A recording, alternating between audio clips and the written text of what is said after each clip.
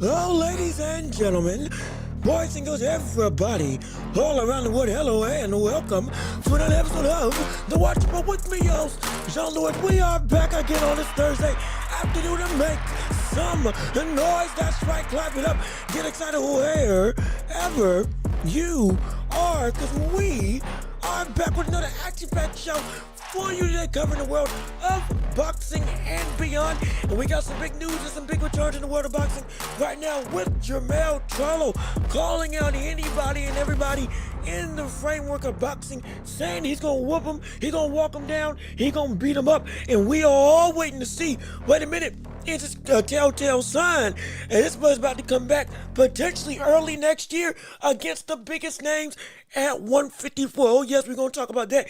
What's his likelihood of winning against some of these names? Oh yeah, we're going to definitely talk about that. As well as, again, like we said at the start of this whole saga with Crawford and Canelo, we're going to have something with Crawford and Canelo every single day on this show up until the day of the fight. Because I'm telling you, this fight is too big to dismiss, and there's too much going into it to ignore that we got to go through, or else we won't be able to cover everything that we want to cover about this fight and so much more in the boxing world that we'll be able to cover. So we're so glad that you're with us today. If you are tuning in, please go ahead and leave a like on the stream. Go ahead, get the likes up on this show. Go ahead, keep on if you haven't already. Subscribe to the channel if you haven't already, and come join the empire. Come be a part of this monolith that we're going with this community. Hit the notification bell so you know whenever we post right here on YouTube, and be sure to share the show with everybody that you know so we can keep on building up this empire together, all with you and your support. We can make this thing possible, make this thing grow bigger, grander, better, all with you and your support. And if you want to support the show while we're in the process of getting monetization, we still have means to go and support the channel, like with Cash App and PayPal, and links down below in the description. If you can afford to do it, and if you can give anything, any amount will do, and it helps us invest back into the show to help us make this show bigger and better for you all to enjoy, no question about it. And we appreciate it oh so much, all of your support, all of your time, and all of you being here with us today, because yes indeed, this is the hottest show in all the globe, and you can't get no better than right here on the Welch Report with me, Jean-Luc Welch, as your guide, your muse, your effervescent voice, all through good that takes you through all the happenings in the boxing world and just the sports world as a whole. So we appreciate it as well. And also, don't forget, at the end of the show, we got the championship round. So if you want to talk about whatever you want to discuss, hey, we got it right here. Once you hear the sound of the bell for the second time in the show, when you hear this again, now we're going to the championship rounds. Your voice, your show, you get the opportunity to say whatever you want to say in the world of boxing and beyond. Debates that we didn't talk about, questions you want to ask me about the sport of boxing, about the sport of the NBA, NFL, anything, movies, television, TV, video games. Hey, 2K just came out, so if y'all want to touch on that, we can talk about that as well. Anything you want to discuss, we can be about it right here on this show for your voice to be heard. But with all that being said, we got a lot of show to cover. We got boxing to delve into first and foremost, and since we are talking about boxing, it is time to step into the ring. Yeah, buddy. Yeah, that's right. Ring the bell. Let's get it started. Round one of this show going underway as we discuss again everything. And I almost forgot. If you want to chat in the chat and have your voice be seen on the screen, you can do that right now. We got people in the chat right now, like with Al Booga. Hey, brother, how you doing? Good to see you. Thank you so much for tuning into the show. We appreciate it. Ninja, William Ninja, how you doing? Good to see you. Thank you so much for tuning into the show. And if anybody wants to talk and you want to put your voice out here, hey, you can do it right now, and we can have your voice on the stream. And if you got something to say, we can put it up. Be respectful now. Hey, we still trying to be. We still trying to get a reputation, even before monetization, of being marketable. So we ain't gonna put everything up there. But if you can try the conversation, if you got something witty and or intellectual or just outright good to say, hey, we'll put it up here. We ain't discriminating, but also we gotta have a we can't we can't put everybody up here. Because some of y'all be saying some out of pocket stuff, just so you know. But again, with all that being said, we ain't gonna have no problem today. But we gotta talk about the world of boxing. So hey, let's jump right into it. With the first topic of the day being Jermell Charlo. That's right. Oh yes, indeed. We've been waiting. We've been sitting and anticipating. And Lord knows we finally got ourselves a potential window of opportunity in the world of Jermell Charlo, because now this brother might actually be back for real this time. Coming into the world of boxing, apparently, he is calling out every name possible that you can think of in the world of 154. And I got the quote right here to pull it up to prove it. But let me see what you got to say. Ninja, Charlo must have watched the show we said a few days ago where he been. Hey, look now. Look now. I'm not saying I'm a bad brother. I'm not saying I'm a bad brother. But I am saying maybe people watch us more than we think. I don't know how big we are. Again, we're small. We're small, but we're strong. Maybe somebody saw us. Maybe not. Maybe it's just a happenstance. But either way, hey, I try to do my best to keep an ear to the people and an ear to the movement in the world of the boxing and beyond. So if I'm talking about something, it ain't because I'm just trying to make a topic. Though, again, it is a good topic. It's because we legitimately get we trying to, what's going on? We said the same thing for Boots, remember? When we were saying, Boots, where you been? What's going on? Why aren't you getting a fight? All this stuff about waiting to see where your career's going to go, and we getting antsy, we getting frustrated, we getting agitated. Next thing you know, a couple weeks later, we see Boots finally start getting some traction. Though it was a lot of drama, we saw something going down, and we saw a move actually be made. He moved up to 154, committed to it, and dropped the belt finally, and now he's got Lima. So hey, maybe they're listening, maybe not. Who knows? I ain't trying to get a big head. I just know we gonna keep doing the same thing, because doggone it, we on the right track in some way. We on the right track in some way. So hey, clap it up for us. So we're doing what we need to do. Thankfully. Thank good. But let me keep on reading what you all have to say. Like with Miss Queen, how you doing? Thank you so much for tuning in to the show. We're so glad you're here with us already. Leave a like on the stream if you're already here. Let me see what you guys say. Let me see. Quick question.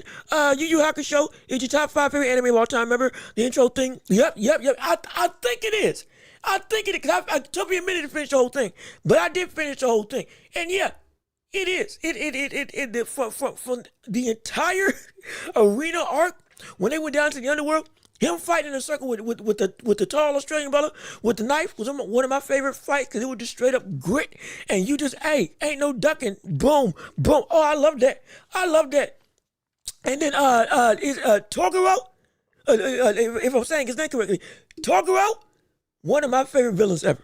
Brother, that man at 100% was, I loved it.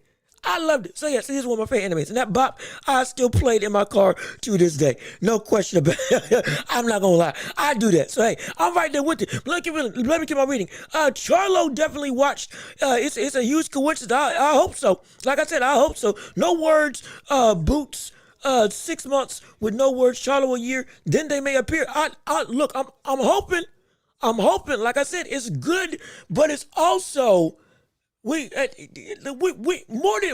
talk about the call outs, but something about the call outs. I got a little bit of an issue, but we're gonna address it. So let's get into the thick of the weeds with all this stuff. Let's bring up the official quote of what exactly Charlo's got on his mind when it comes to the world of of boxing as we go into the old picture as I'm pulling up the thing real quick. Like I said, we have now news, just for people that might be just tuning in. Charlo is coming back, seemingly confirmed by his own social medias. No more are we going to have to speculate whether or not he is or isn't. Willie, won't he? All this hubbub of where the world he's been. Isolated for 3 years off the backs of his fight with Canelo Alvarez, 2 years, nearly 3 years, but it's been 2 years. But off the backs of his loss, detrimental loss, horrific loss, absolutely, insanely underwhelming, disgusting loss that he had to Canelo Alvarez, where he laid down and died. Don't forget that. We're not going to let him forget. He laid down and let himself roll over just to take a paycheck. That's what it seemed like. That's what the fight felt like. He didn't want nothing to do with nothing. Didn't even try. Off the backs of that, went MIA for nearly 2.5 years. For nearly 3 years. Now we saw the training videos saying he was going to come back, saying he was going to be back in the fire. But with every video came, again, more silence. So it was just like, similar to Errol Spence Jr., going through the motions, but nothing actually coming of substance. Now, however, he started to throw some shots, and we can pull up the quote right here. Now that I got it actually loaded up on my screen for you all to witness as we go into picture-in-picture right now. This brother is doing it all. As we see right here, Puerto Rican Magazine taking a quote that he put on social media via Instagram. My 2-year layoff. Let me zoom in a little bit. My 2-year layoff was not by choice. I've been sitting back watching, letting them talk. But now it's my turn. I'm back, sharper than ever. And I'm coming for everything they thought I lost. I'm him. And so the gauntlet has been thrown. Hey, look at this. We got the problems here. We're here now. All right. Oh, okay. All right. This is good. This is very good. The thought process of Charlo now is, hey, I'm back. More than I'm back, but I'm here to take over. I'm here to show you all I'm still that same brother that became undisputed at this division. I'm still that same brother that was in talks to be one of the pound-for-pound best in the world at one point in time in my career when I was running through, when I was the man at 154. The only issue I got with this is, how valid can this be? Now, though that is a question, we can at least see that he's been going for broke trying to call out everybody under the sun, because if we go through the things of the day, you can see all of these pictures was posted by Jermell Charlo's social media. Hence why I got the people in my thumbnail now. Who is this? He coming at the butt. Smoking on that bud pack, as you can see with the Omaha, with the bud cigarette type of situation. Him being, again, the lion trying to go and conquer. And so if he gonna be about it, hey, he going after Crawford, or he calling out Crawford. I got a picture. He calling out Boots. That's, again, chewing through Philadelphia, because, again, Boots from Philly, Eagles fan, chewing through the boot. Saying, hey, brother, you ain't nothing but a plaything to me. I'm going to rip you apart. So and I think he had one with, if I got it all right, he got, yep, and this is the one right here. This is the one. Who in the world could this be referencing? Oh my, wait a minute, hold on now. Who could this be talking about? There's only one shark that I know in the world of boxing today. There's only one big fish that has been said to be uncatchable by the likes of anybody but Terrence Crawford. There's only one shark I know who had said he needed to move up to 154. Brother, I think this is real. He talking about Errol Spence Jr. Oh, my goodness. My word. Hey now. This is great. This is great. Let me put myself back on the big screen. Brother, this is great. Sister, this is great. Everybody looking at this. This is what we've been waiting on. From the standpoint of agitation, getting some stuff out there. Again, we still need to see a fight. Be clear. We still need to be something going on. We still need to see him get in the ring. That's first and foremost. Above all, we need to see him in the ring.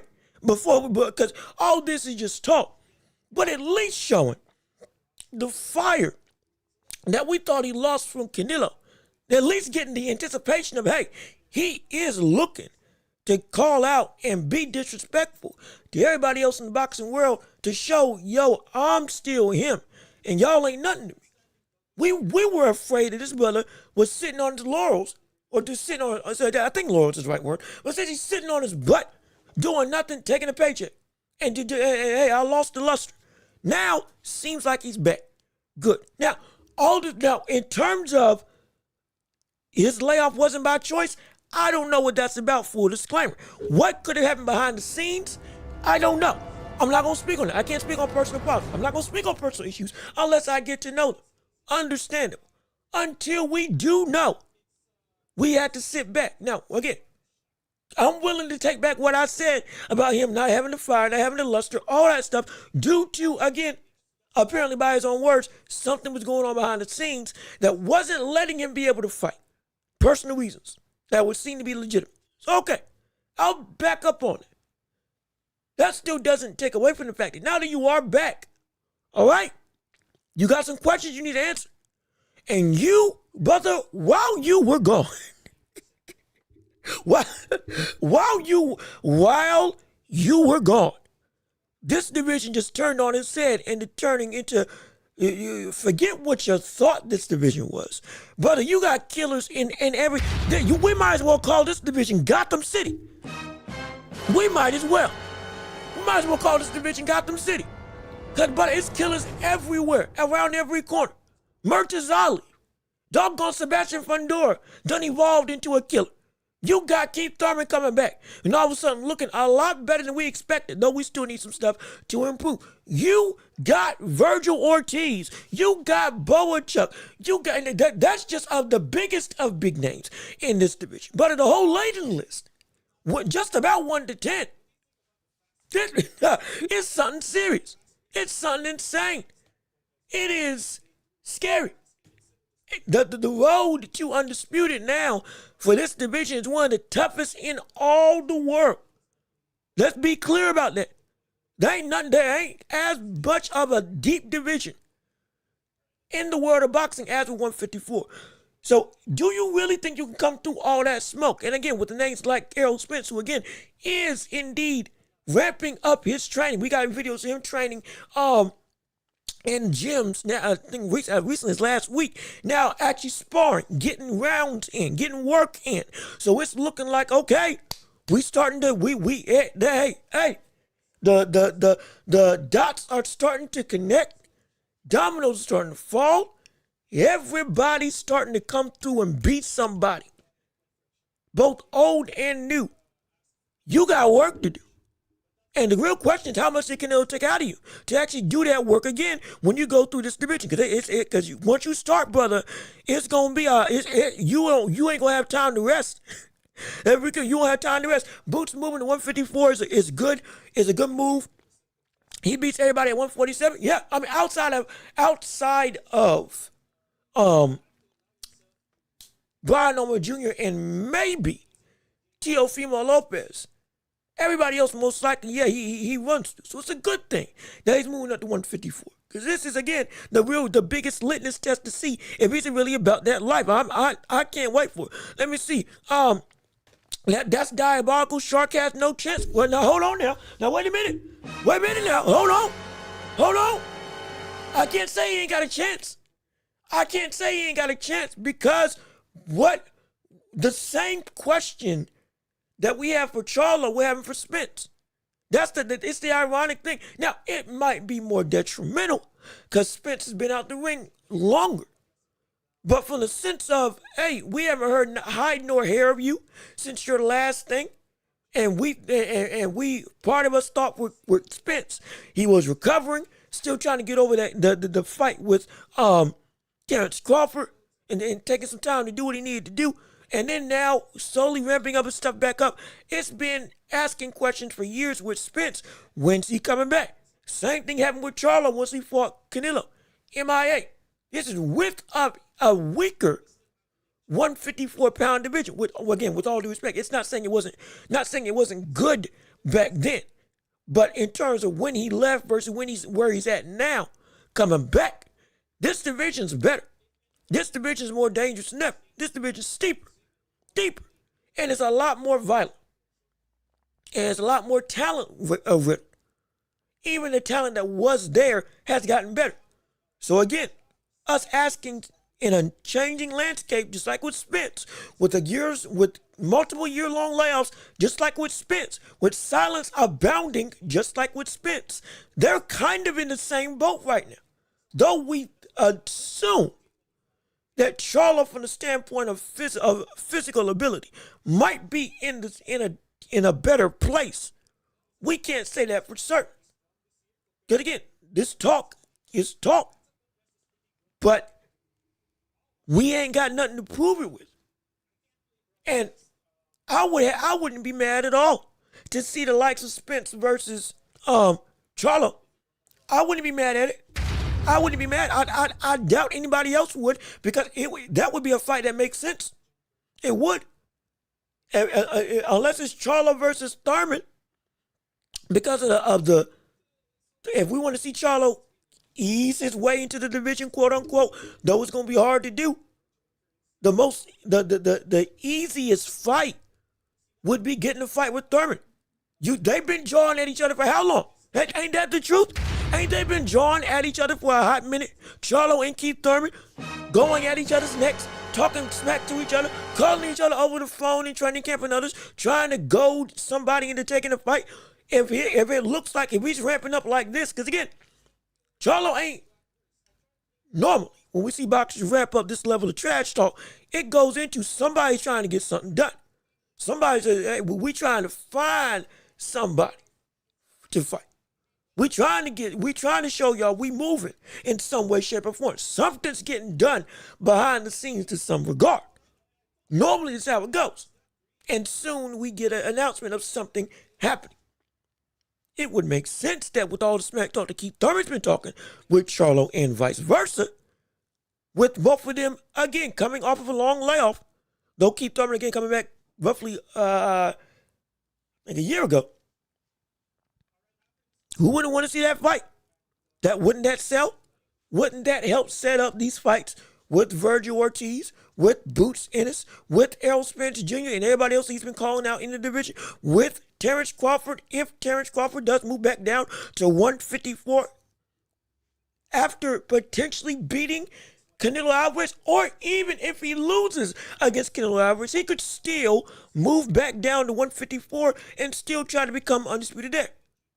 Like I said, if you lose challenging a great, you can still be great by doing other stuff. It's just a step too far.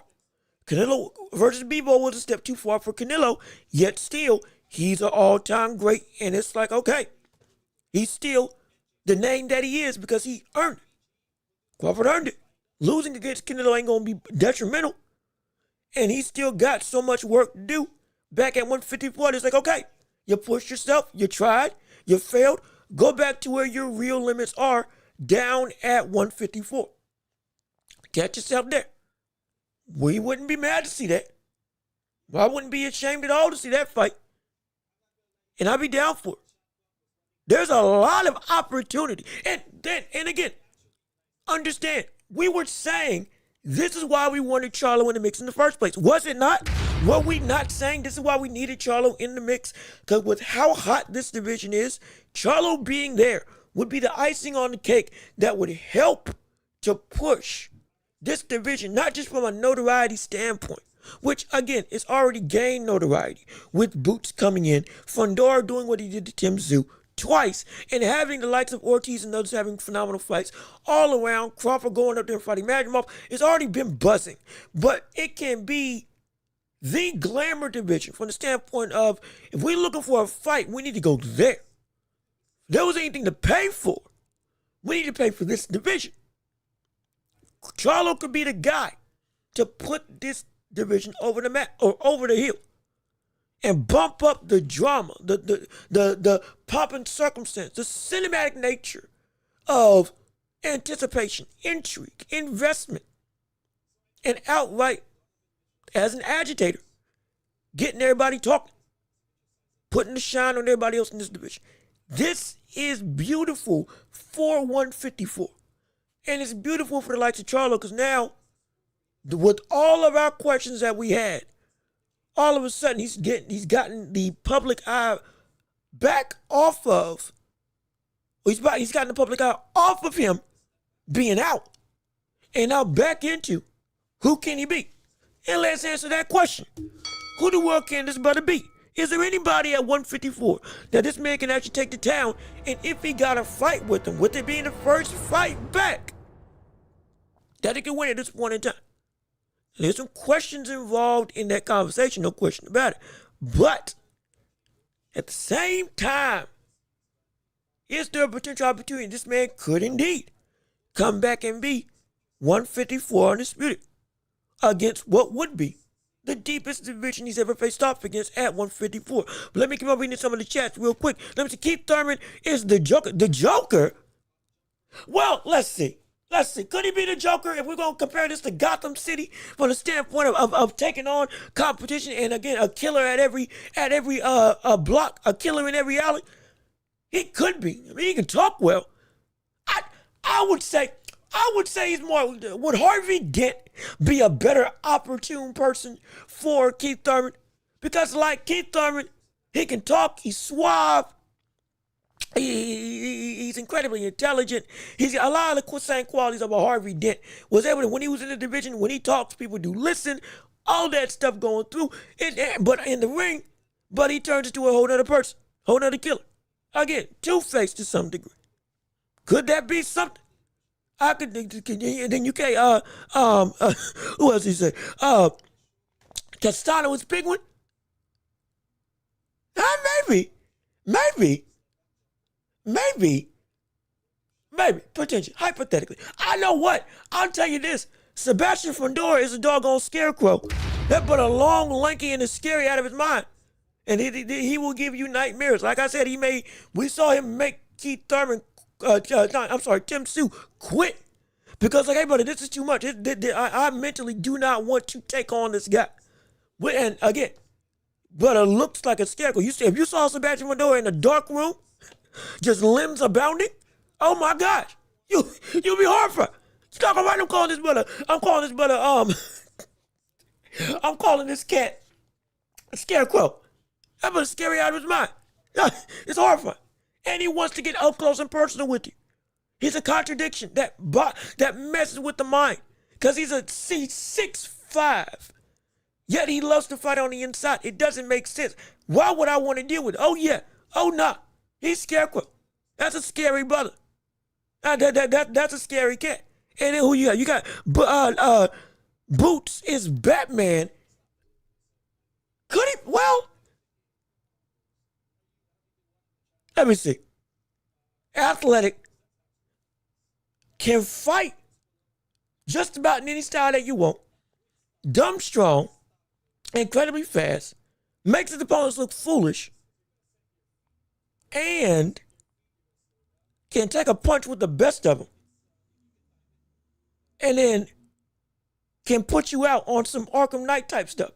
For those who played the Arkham Knight, the Batman Arkham franchise. Again, I'm a gamer. I'm not ashamed. I'm a gamer. I'm a reference, and I don't care. I loved Batman Arkham Knight. Loved it. My gosh. The free-flowing combat system. Being able just to literally flow from opponent to opponent. Going through, stunning them with your cape. Going like this. And then going pop like that. Oh, yeah. I've seen Boots do that, too. You doggone it, you might be right. Hey, you might be right. You might be right. You might be right. You might be right that Boots might be the Batman of this division. From the standpoint of the most gifted brother out of this cavalcade of dominance. Virgil Ortiz might be Killer Croc. And, Killer Croc, Bane, maybe? Well, no, I can't really call him Bane because he's not he's got one of the highest knockout ratios in the game at welterweight. But he's also, it's not like now, if he was looking like Christian and Billy at 154, okay, we got ourselves a conversation. Yeah, this brother might actually be Bane.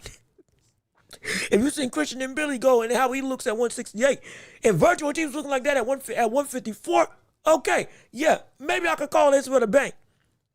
I think Killer Croc more so is a better, more acclimated type of name. Plus, he lives in Texas, right? Unless I'm wrong. He lives in Texas. Somewhere. Is it Houston, Dallas, Arlington, one of the states? And unless I'm thinking, no, Florida. Florida's the ones that got alligators, so I can't even use that. You know what? I don't care. Don't matter. I'm calling Virgil Ortiz Killer Croc. This brother's a killer. And this man can put you out in a multiplicity of ways. And once he's got his jaws on you, buddy, he is going to strike and not let go. Roll you around like a doggone death row. Oh, it's ridiculous. And I'm telling you, this division with Charlo here is exciting. But with this division, having all these amalgamations of killers, brother, where does Charlo belong in this division? We gotta look at that as a perspective. But again, we're still on the topic of who can he beat? And while it's entertaining, I don't know what type of Charlo we're gonna get at this stage in his career. I don't.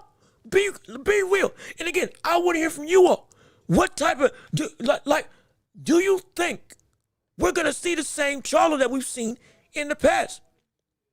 And or as the layoff, though he said it wasn't of his own volition, will this have taken something out of him that now he's not able to be the Charlo that of old? And if that Charlo was in this division, yeah, okay, sure, we could have a time saying he could beat a bunch of a lot of the better comp that we see now. I can't say that now. I can't say that he would beat the likes of a Bochuck right now. I definitely can't say he would beat the likes of a Virgil Ortiz. I can't. Even a Boots in it's moving up to 154, but by all manner of contemplation and by all manner of metric from the eyes of the boxing public, most people feel Boots eclipses Charlo as of right now. Most people feel that fight wouldn't be something that Charlo could win. And now, granted, I've always been saying that Boots is better than Charlo. I've said that, or I felt that. If I hadn't said it, I've felt that way for a long time.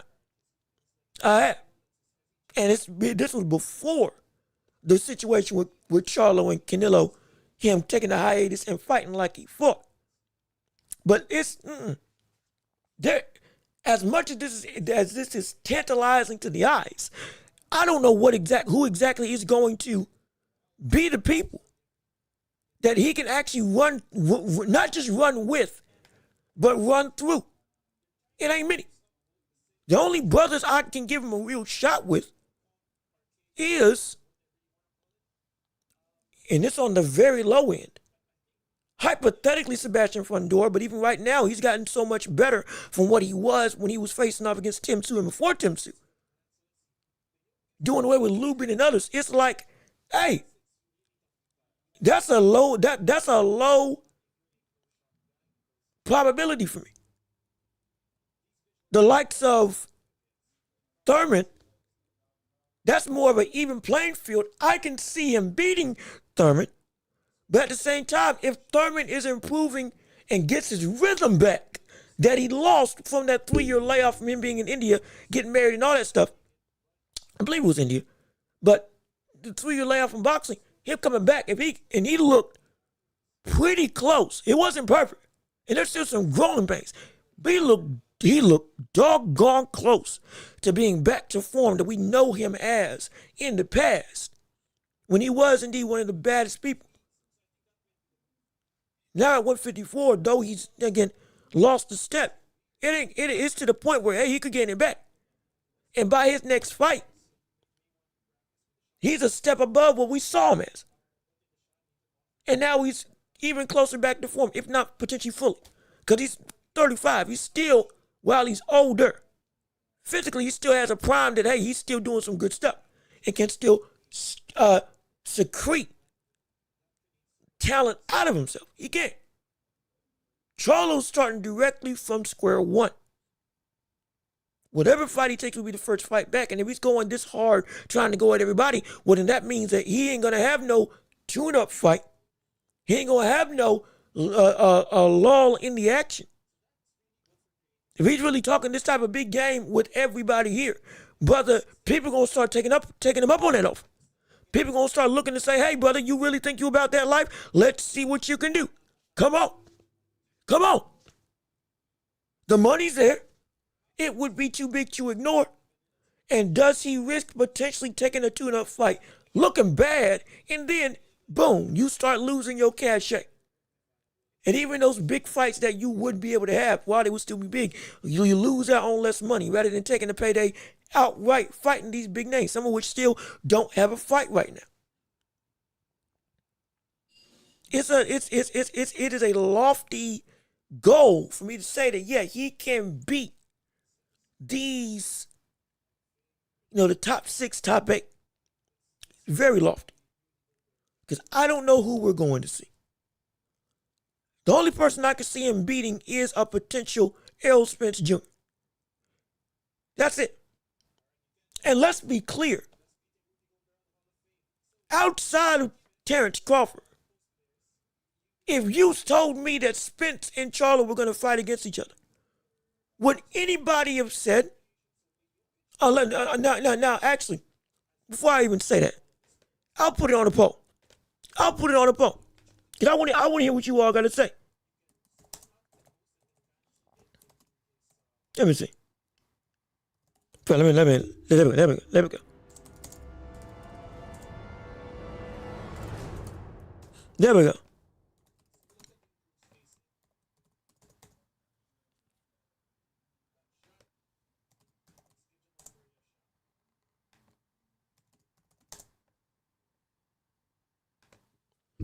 I'm going to put this out on the poll. Because I want to make sure. Prime Spence versus Prime Charlo. Because both of them were around their prime at the same time. And when Charlo was undisputed, Spence was going through 147 and doing work. If you told me that both of them were going to fight each other, even with Spence moving up to 154, which most people were saying Spence was already too big for the division, it was my understanding that from the public perspective, Spence was better than Boots. Spence was better than Charlo. And Spence, if they did ever fight each other, Spence would have beat Charlo. Dogged him out, broke him down like he did against everybody else, and took his belt if they ever did fight and Spence ever did move up. Again, with Spence in his prime. And I want to get the public opinion because this goes into the likelihood of him being able to beat Spence if they do fight against each other. Because that's the only 2 names I can see him having a good shot at beating. Maybe hypothetically Madrimov. And even then, Madrimov has made everybody look bad in their fight. Virgil Ortiz and Terrence Crawford. Because how stylistically unpredictable he is. So when it comes to that, brother, and again, the ring rust, can Charlo deal with that type of constant movement all the time? Is he able to handle it? I don't know. And so that's a potential third fight that I could see him beating, but it's a distant third. Because again, he's active. He's been in there. And he is sick or not sick. He's tough to beat. And if you ain't about it, on your game at all times, brother, you ain't beating Madrimov. You're not. And that's the question. And like I said, I'm putting out this poll so I can see from the viewer's perspective what exactly you were feeling when Prime Spence and Prime Charlo was a potential opportune talking point. Was a legitimate situation that could happen. And right now we got Spence at 100%, though it's only one vote at that point in time. But even still, we're gonna lead the poll up. But regardless of which, like this man, for me, this man, even at his best, wasn't better than Spence. So is it crazy for me to say that if he fought against Spence now, both of them again in the same boat, not fighting, being this distant from boxing, having this much ring rust collectively, that it would be a situation where Charlo might not be able to beat Spence? Would it be crazy to have that notion? I don't think so. Because again, this is the only fight for Charlo that's an even playing field. It's the only fight that's an even playing field. And with this fight being an even playing field, every other time it's been an even playing field with Spence and Charlo, the consensus has been Spence is better. The consensus has been Spence. So, like, in terms of when they were both at their best, the consensus for the most part has been that Spence was higher pound for pound on most people's things. Again, when all things were equal, both of them were in their prime. Spence running through 147, Charlo becoming undisputed at 154. And though Charlo had again done undisputed, which was phenomenal, most people I was interacting with or talking to were saying that, yeah, Spence is a better fighter. Spence is the higher ranking pound for pound fighter. Spence, again, is the only buddy we see as competition for Crawford, or in fact, or it was the other way around at that point in time in conversation, that Crawford was the only competition for Spence. Anybody else? Nah. Including Charlo. Though again, that would have been a good fight. So if all things are again back to even, though the clouded nature of what we saw with Crawford and Spence has made us think, oh man, Spence is a washed fighter. What's going on? Has that beating changed him? Which all those questions are valid. But at the same time,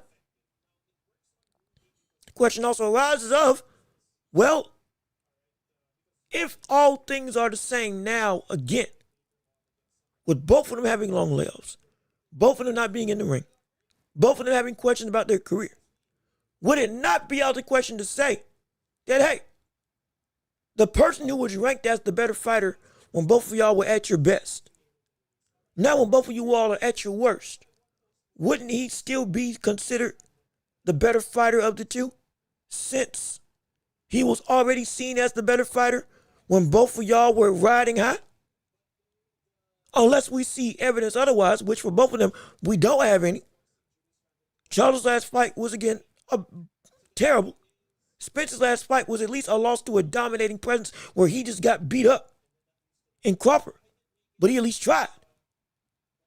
And so it's like, it's a real dilemma. It's a real dilemma. Let me see. Unbiased, my brother. How you doing? Good to see you. Thank you so much for tuning in to the show with us on today. Let me see what you got to say. It will be almost 4 years since he fought at 154 when he finally fights again. Mel is 35 trying to make 154. I don't believe it. When he does return, it'll be 160. You might be right. Like I said, his brother has had a long layoff himself, and he came back, and now he's fighting at 168. And he's campaigning higher. You're right. No question. Will that happen with Charlo? I'm not sure. All the names he's calling out right now is leading me to believe that, yeah, he's going to stay at 154. That he can make the weight.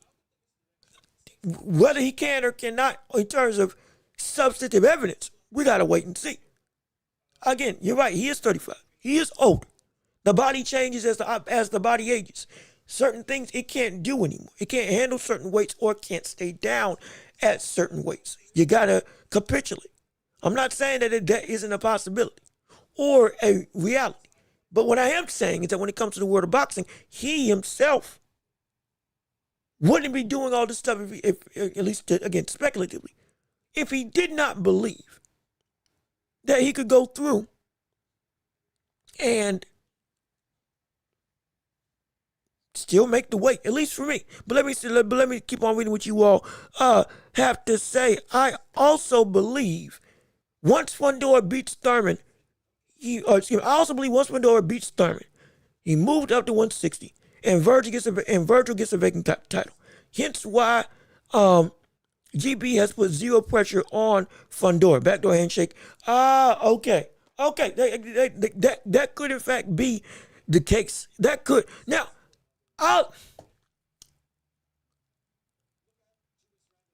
this is going to be controversial. But shoot. I don't know. Even with Fundora getting better, if Fundora should look to move up soon to 160, unless again his body just can't make it, because there is still, with all the better offense that we've seen, again making like the attempts to quit the second time, phenomenal. Oh no, we love that. From the standpoint of okay, you have gotten better. That champion moniker now is looking mighty good on you right now. But at 160, I don't know, with all the defensive flaws that he's got, that he's going to actually be the same towering in front of. Because now it's going to be, notice the amount of shots this brother eats when he goes and does his, again, seeking to destroy inside uppercuts and all that stuff. Even when he throws out his jab, the amount of times he gets popped. Now at 160, though it might not be as big of a division from the standpoint of notoriety, with, again, Shiraz and others moving up, you still got Carlos Adames and a bunch of other people that are, hey, but if you face off against them, they will put your lights out. And they have taken bigger punches than you and can dish it out better than you felt from anybody else. You thought Brian Mendoza was a great counter for you that put you to sleep. Brother, you ain't seen nothing yet if you go to 160. Don't forget, as we've now learned, Janibek is still at 160. So don't forget, that's a whole nother conversation. But if you face off against Janibek, you ain't ready for that. Carlos Adames, you ain't ready. That ain't you right now. From the standpoint of you will get hurt and hurt bad. I don't know if I want to see him at 154 yet. Personal preference for me. If he does move up, okay, fine. It happens. I would hope that he would actually take on these other big-time competitors at 154 if he can keep on making the weight, because there's so much money to be made at this division right now. There's so much. There's so much. Especially with you being one of the marquee names right now. And again, like I said, I'm not a businessman. Well, I'm trying to be a businessman, but I'm not. I understand where I'm still learning, where I'm still going from the standpoint of finance in the behind-the-scenes world of boxing. Others know more than me. But from an outside perspective, it would make sense that with the jolt of inspiration, the jolt of hype that this division is garnered, from the standpoint of what we see with boxing right now at 154 with, again, very quickly, old names, new names, and big names all are convening at the same place at the same time. Virgil Ortiz, Crawford hypothetically coming back. Then with the likes of, again, Fundora, Tim Sue, now with Spence, now with Charlo, to add to that cavalcade of the rest of the again, Gotham City that just killers abounding, and everybody's waiting on matchups galore. Boots again, right in the thick of it now. Excuse me. With after this tune-up fight, but it could be that, okay, he's getting big dogs are running. It would make sense that he would want to stay, at least from my perspective. If I'm wrong, I'm wrong. I ain't got no issue with that. But just it just would look like that. It would make sense to me that he wouldn't want to move up that quickly.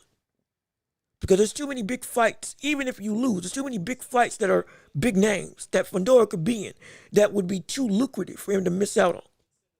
Again, win or loss, just going through that gauntlet, you would make bank. Because all of them can legitimately sell. All of them would indeed put butts in seats.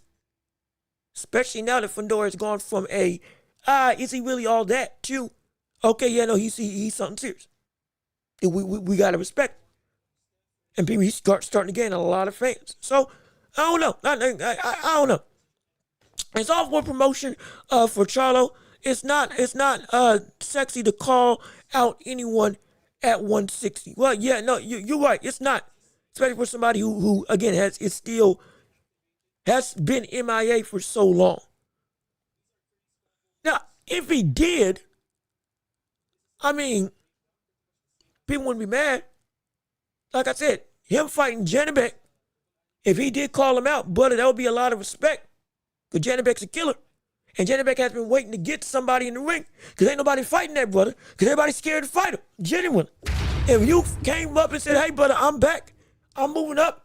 Janibek, give me the belt. Let's see what you got. Face off against a real undisputed champion. You couldn't tell me that, hey, brother, that wouldn't put people in some excitement.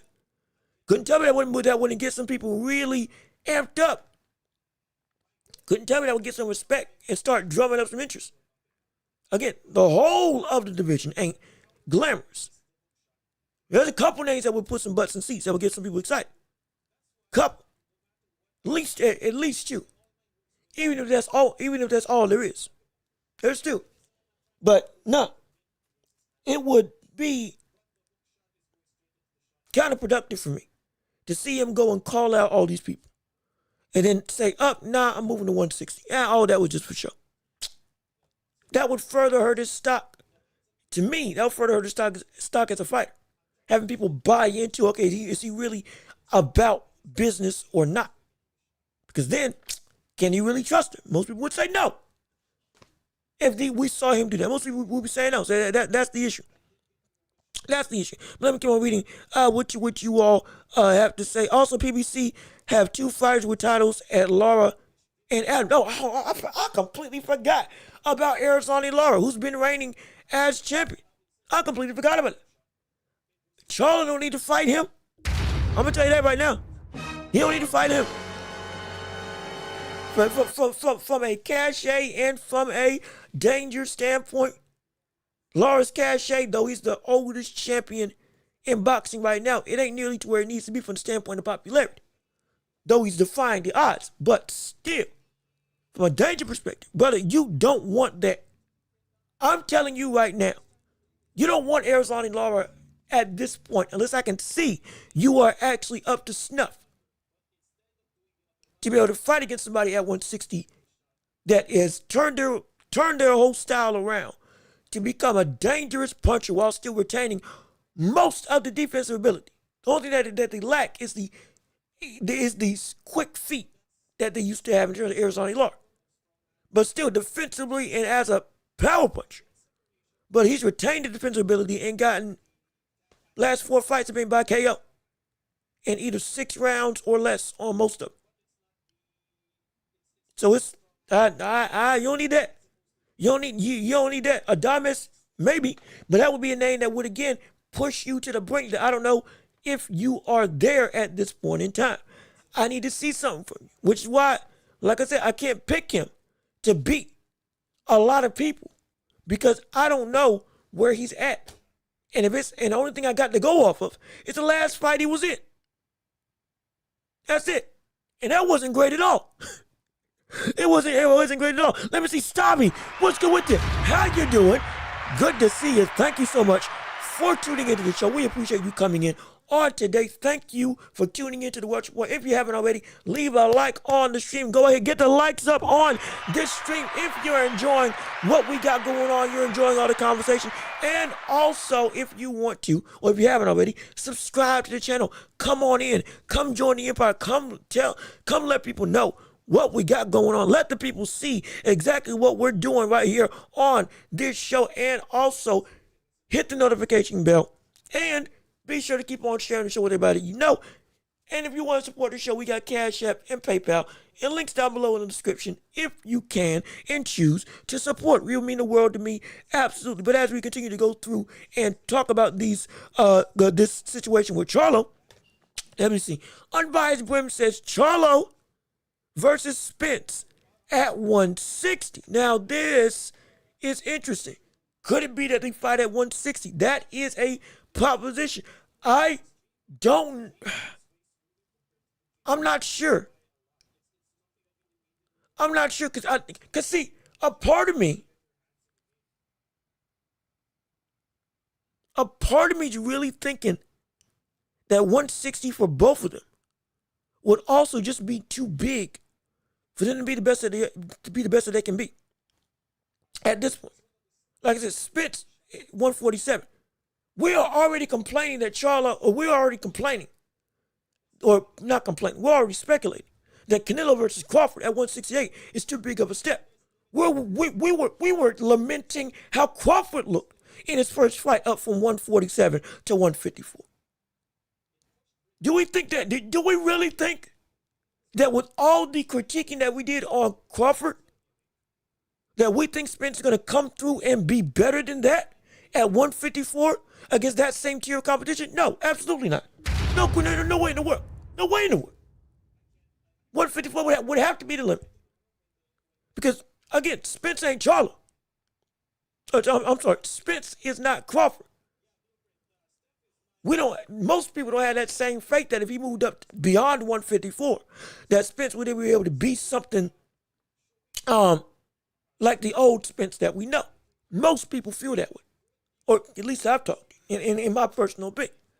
154 would have to be the upper crescendo, per se, for Spence, as of what we see him as right now. Which, with all due respect, is damaged goods. Do you really want to risk another potential beating with you also being nowhere close to the best version of you? Because this higher weight may have taken something and stripped it away. Just like the concerns with Terrence Crawford fighting with Canelo. Will this extra weight make you a worse fighter? That's the question. Now, we say it won't affect the likes of Crawford. Or at least I won't say we, I say it won't affect the likes of Crawford in the same manner that we may think of making him slower, making him less stamina driven, and his body won't acclimate to it well. That's fine. But again, everybody's body is different. Spence, it could be the very opposite. That passed the 154 mark, but he is no longer the Spence that we know. He's no longer the shark that we know right now, or that we want to see come back. It could get very bad. It could get incredibly bad. And so I don't know. It is a concern. It is definitely a concern. And we're gonna have to wait and see. But let me keep on reading what you all have to say as we're going through. And we got OG Blaze. What's going on with you? How you doing? Good to see you. Thank you so much for tuning into the show with us on today. What you got to say? Charlo needs to get a card. They just announced Foster. Oh, wait a minute. Wait. What? Wait a minute. Hold on. Wait a second. Oh. Wait. What happened? Excuse me? Wait. I'm about to pull this up. When did they announce this? I knew it was potential, unless I'm late.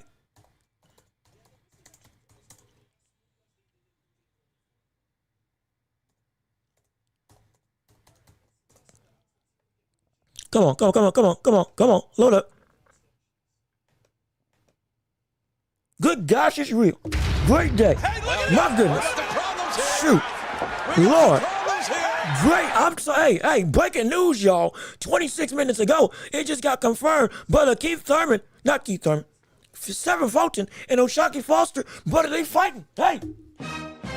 They fighting. They getting together. They're getting in the ring.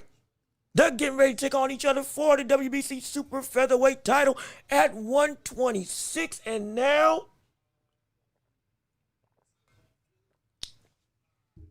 now we have ourselves, the shakeup is starting. The rumblings are now starting with this division. Because I'm telling you, watch and see. O'Shaquie Foster now coming up to fight Seven Fulton. That's going to cause 126 to start to really shift and move now. Especially, don't let O'Shaquie win this fight. Oh my gosh. Oh my goodness. That could be insane. And again, this is great. And as was just stated in the chat, it's going to be on the Fundora Thurman undercard. So it's like, this is great. This is great. I ain't got no problem with that. I ain't got no issue with that. That's a good fight. I ain't got no issue with that fight at all. I'm excited for that. And so, but like you said, on your chat. He needs to get a fight. We do. And like I said, all of this is drumming up interest. All of this, again, is part of the glitz and glamour that Charlo does bring. He's able to make fights investing, get people talking, see which ones are going to be most anticipated. Let's get a gauge by the public, and then go and fight him. Most likely. But he's calling all these people out because he's now the ball of what's going to happen. Now that's starting to get going. It's still slow. Be clear. It's still slow, but it's starting to snowball now. For Charlo, at least. That's all we're asking for. Just start the road to the return. That's all we were saying. Don't be dead silent because you look incredibly bad with how you were going about this boxing career post Canelo, which was a full-blown stop. Now again, he said certain things forced him out of the ring. Wasn't by choice. Said that in the Instagram post. So we don't know what those things are. I'm not going to speculate. Could be a similar thing with his brother. Could be something different. Don't know. Not going to delve into it. What we do know now is he is back. Or with all of this ramping up in rhetoric, normally this means, hey, something's coming in the next couple months of a full-blown announcement. We might have to wait a little bit, but at least the ball of we starting to do some talk. We starting to make a plan. At least it's starting to come to fruition. We just got to wait and see what that fruition is going to be. But yeah, now that the interest is here, just like y'all are getting antsy now, that's what we want. Because you're starting to feel it. You're starting to taste it. It's starting to become tangible now. That Charlo could actually get back in the ring. Beyond just the scope of it's just a pipe dream. He'll never do it. Nah, it's real. It's starting to we can the breeze of change. It's starting to blow over our faces. It's starting to ruffle our clothes. We're starting to turn around and look around. Because nature's turning. The leaves are dancing in the air. Because something's shifting in the atmosphere when it comes to the world of Charlo, which is finally what we've been waiting on.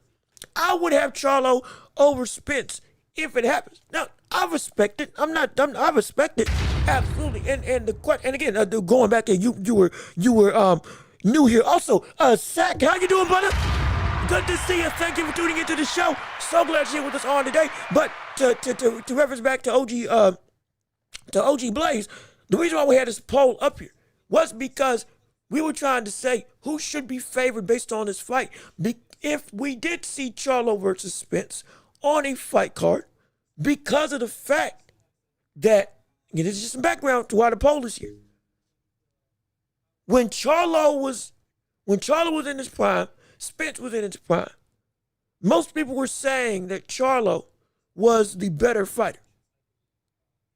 Most people were picking Spence. Amongst my circle and in my own view, prime for prime, when they were both at the top of their game, Spence was the better guy. Spence was the guy that, again, top 10 pound for pound. Charlo had a right to be pound for pound with them being undisputed. But he was always ranked below Spence. From the people I was talking to, and the rankings I was looking at, and my own rankings in my own right, watching them fight. And I thought that Spence was a better fighter than Charlo. And if they ever did fight prime for prime, Spence would win. Even if it was Spence moving up to 154. But if it was now, and it's the same circumstances, long layoff, after a beating, and we haven't heard hide nor hair from you, ring rust is taking both of you, the ability of both of you potentially is diminished, and now both of y'all are starting to rep up comebacks at the same time. Would it be fair to say that me picking Spence is a understood prediction?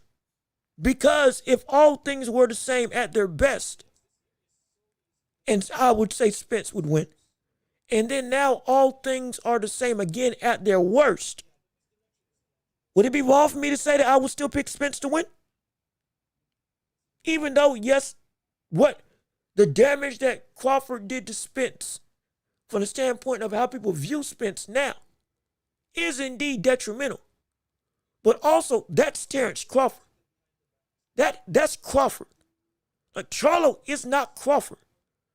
There's relatively nobody that would be able to do that to Spence again except for Terrence Crawford. That's it.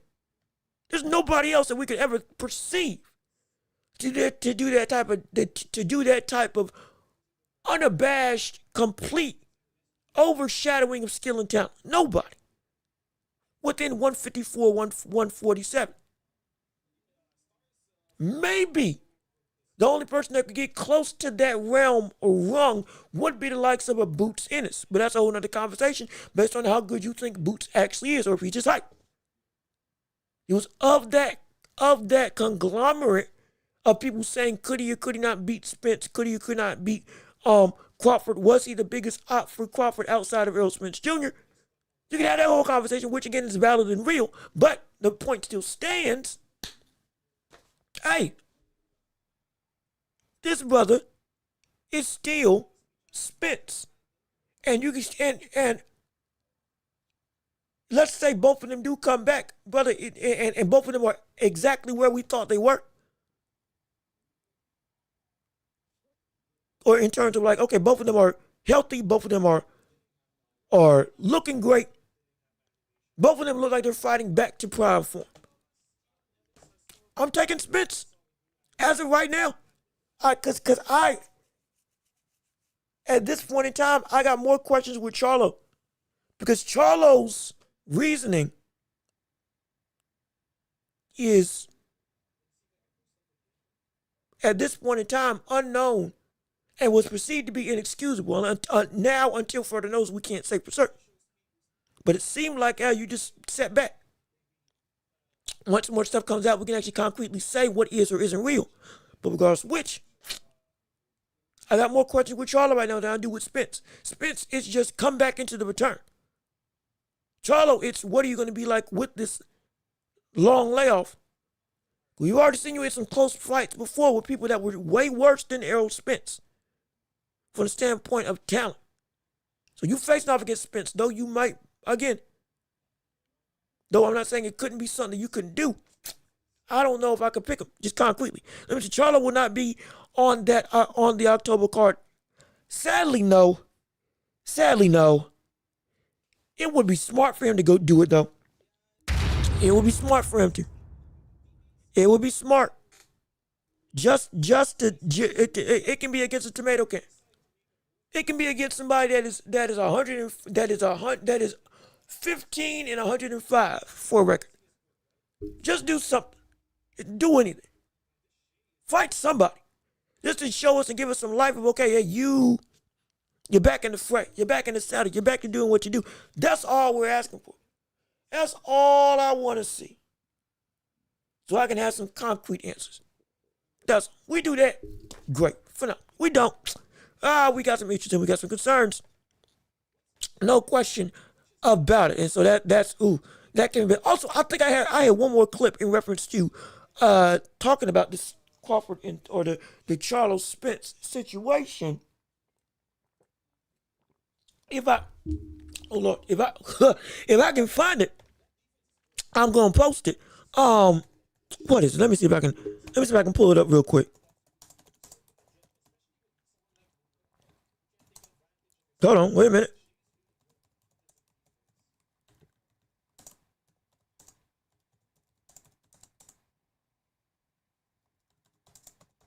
Is it here? Is it here? I might not have it. I might not have it. I might not have it saved like I thought. I might not have it saved like I thought I did. Okay, we gonna move. Sadly we're gonna have to move. And do I got it? Do I not have it? Oh, please don't tell me. No, come on. Shoot. I don't think I got it. I don't think I have it. Oh well. We'll move regardless of which. And we're going to the next topic of the day, which again, like I had already teased earlier, is Crawford versus Canelo.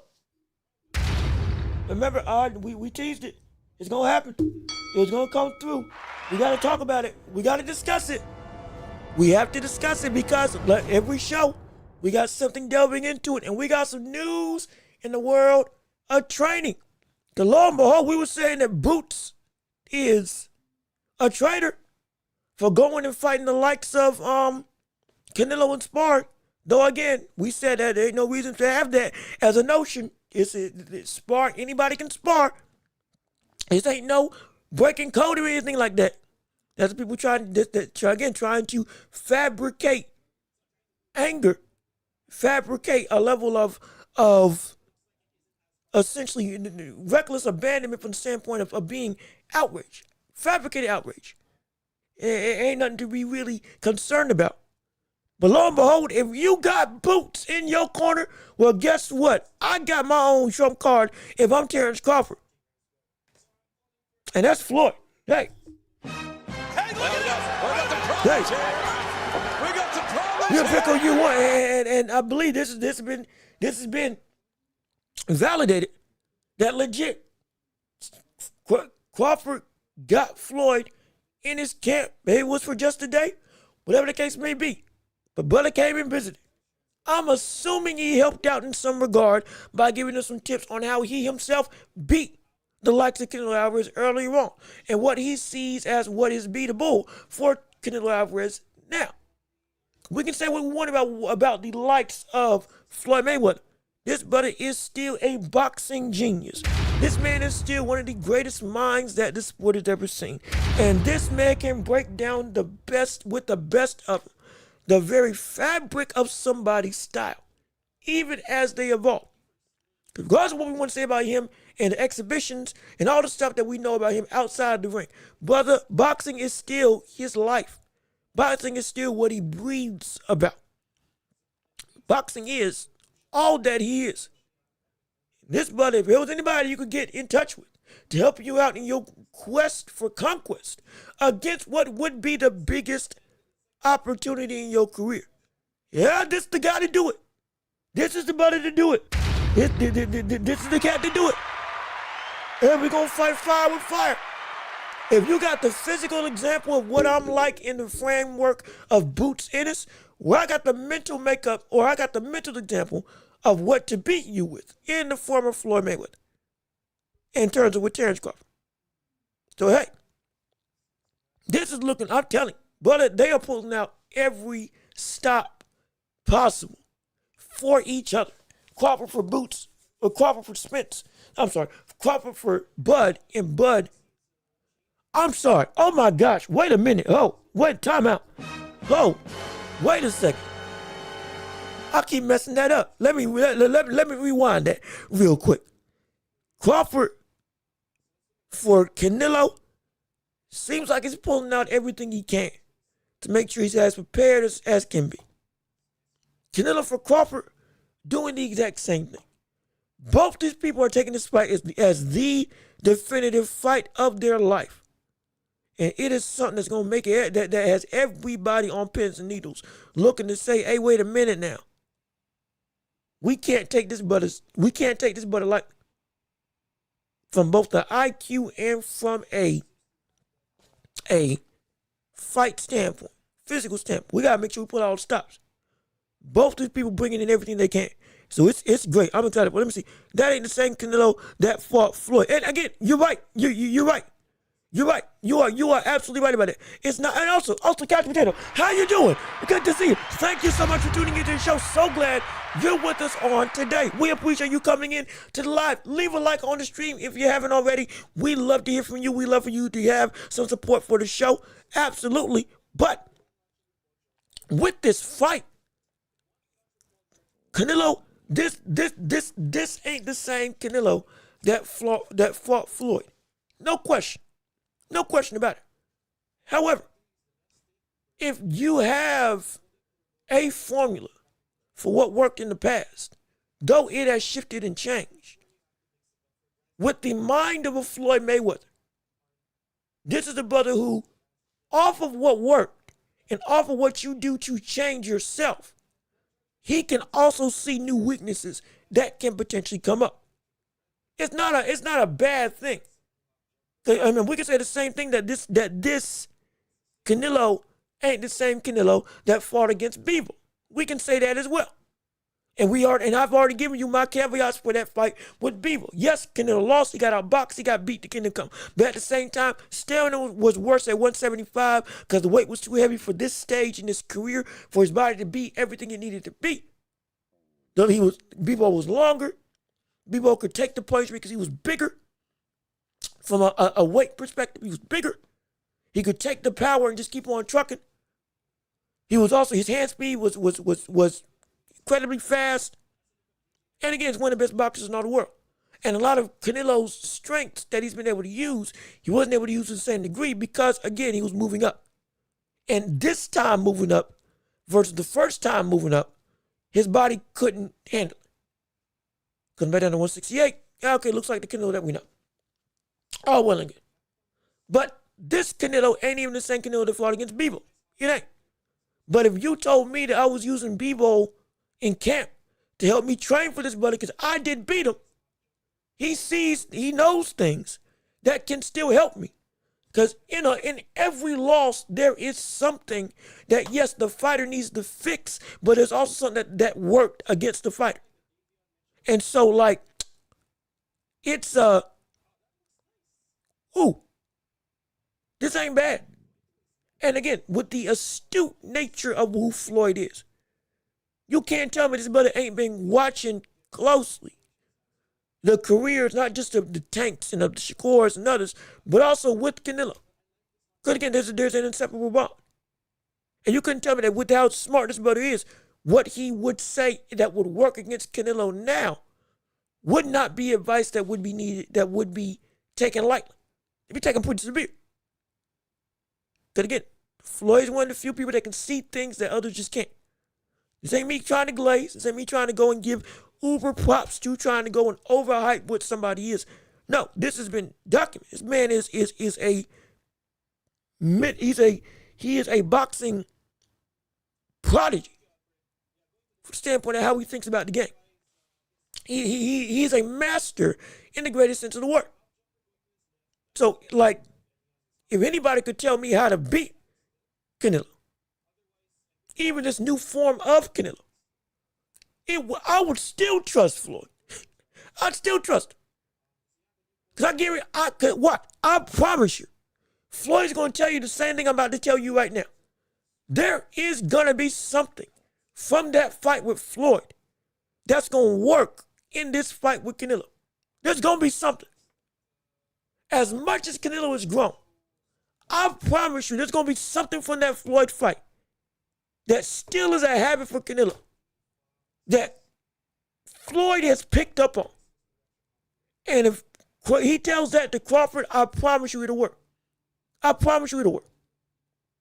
He's grown, absolutely. But at the same time, he's diminished. Don't forget, he's out of his core prime as a boxer. Everything that he used to do from 160 to the early days of 168, he don't do no more to the same degree or to the same repetitious nature. This is not saying he's a bad fighter. No. But it is saying that there are some tools that if this was earlier in Canelo's prime, okay, yeah, they could have been used to mitigate what we see as a potential pitfalls with Canelo before. But now, might not be the same thing because it's not the same guy anymore.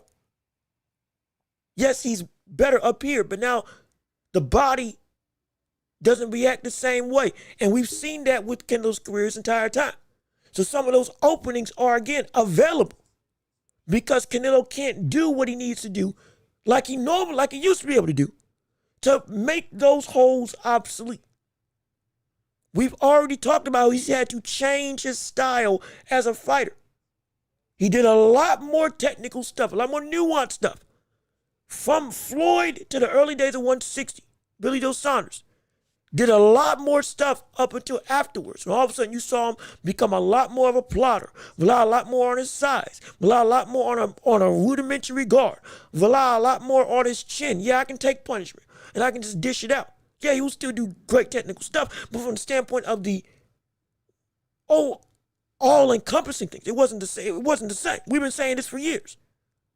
There's been a regression in Canelo as a fighter for years now. Though he is still in his prime, it is the tail end of his prime, and we can all recognize it. So some things that were indeed not problematic post-Floyd can potentially become problematic again because Canelo is not that same fighter anymore. From when he learned, adapted, and implemented that into his style. Now, as a different fighter, as an older fighter, as a fighter with wear and tear, and as a fighter that we all have been on this channel saying something has slipped with Canelo to some degree. Some of those fixes that he had when post-Floyd, the patch that he did to board up those windows might have just rotted away just enough that Crawford can take advantage of some of those old problems. That now I'm good enough to fight like it, or I'm good enough to fight and aim for them, and I'm good enough to capitalize on them. And you're just below the mark in terms of Canelo. You're just below the mark that this stuff will work. You're just there. And that's what we could see. But let me keep on reading what you all have to say. Hold on, I'm reading through. I voted Charlo. Okay, so you feel that Charlo was a better in his prime than Errol Spence Jr. Now, for the longest time for this poll, it was Spence that was the guy that was reigning supreme. So we and again, we're gonna keep this poll up because I want to see how people feel at the end. Once we get to the championship rounds, so that's going to be really interesting. Because again, it's in talks with, if Charlo faced off against Spence, who would win that fight if that happened today? Because it's a potential opportunity to happen today at 154, maybe even at 160, depending on where that fight actually happens. Though I think it's going to be at 154. Who will be able to take it? Who will be able to take it? That's the question. With what we know now about them and how I felt about them when both of them were at their prime. But again, we're going to discuss that championship rounds. But that's why I got the poll up to have an opportunity to see the window and see what you all got to say. But let's keep on reading. Ninja, watch Canelo versus Floyd. Main sparring partner was one of Canelo's first fights. Also, hold on. Watch Canelo versus Floyd. Main sparring partner, one of Canelo's first fights. Also versus Cotto. Brother, they're phenomenal fights. They really are. But let me see. I'm curious, who has Floyd fought in their prime? So, and this has been a critique about Floyd Mayweather for a hot minute. From the sense of, Roy Jones Jr. said this. A lot of people feel that Floyd fought people at the right time. So they were good when he fought them, but they weren't at their absolute peak, even when they were available. Now, I think like Ricky Hatton, I think he might have fought him in his legitimate prime and, again, knocked him out. Pacquiao did the same thing and others. But most of the other big fights have been the criticism of, you fought them when they were right there. When they weren't right at the point where they could have given you the toughest test. Or you just didn't fight the toughest test possible. Now, again, there's a lot more nuanced context to a lot of that stuff. But still, some of those claims are valid. But the champions that he did beat, we can't say that they weren't just so far removed, though we can say they weren't at their best. That litany of 23, I think it's 23, if not more champions, that's still valid as incredible greatness. Be clear. Be clear on it. The nitpick with Floyd was that he didn't fight people that we felt were truly on his level at the best of the best at their point in their career. The whole point of, you didn't even try against the people that we felt were, okay, yeah, they're on your level with you. they can actually beat you. But it also speaks to the fact that Floyd Mayweather himself was so far above most of the competition that, yeah, most of the people didn't fit that bill of they were close. Again, fighting Shane Mosley, fighting Miguel Cotto, even at the stage that he fought them, they were still great fighters. Be clear on that. Even at the stage that he fought these people, they were still great fighters. The only issue is he was just so far above him. Just like, you should have fought him earlier. They're going to give you an even tougher test. But nah, you still are as good as you are. I'm being clear on it. I'm not trying to diminish Floyd. But again, I have been open and vocal with the context of what has been a problematic thing with his career.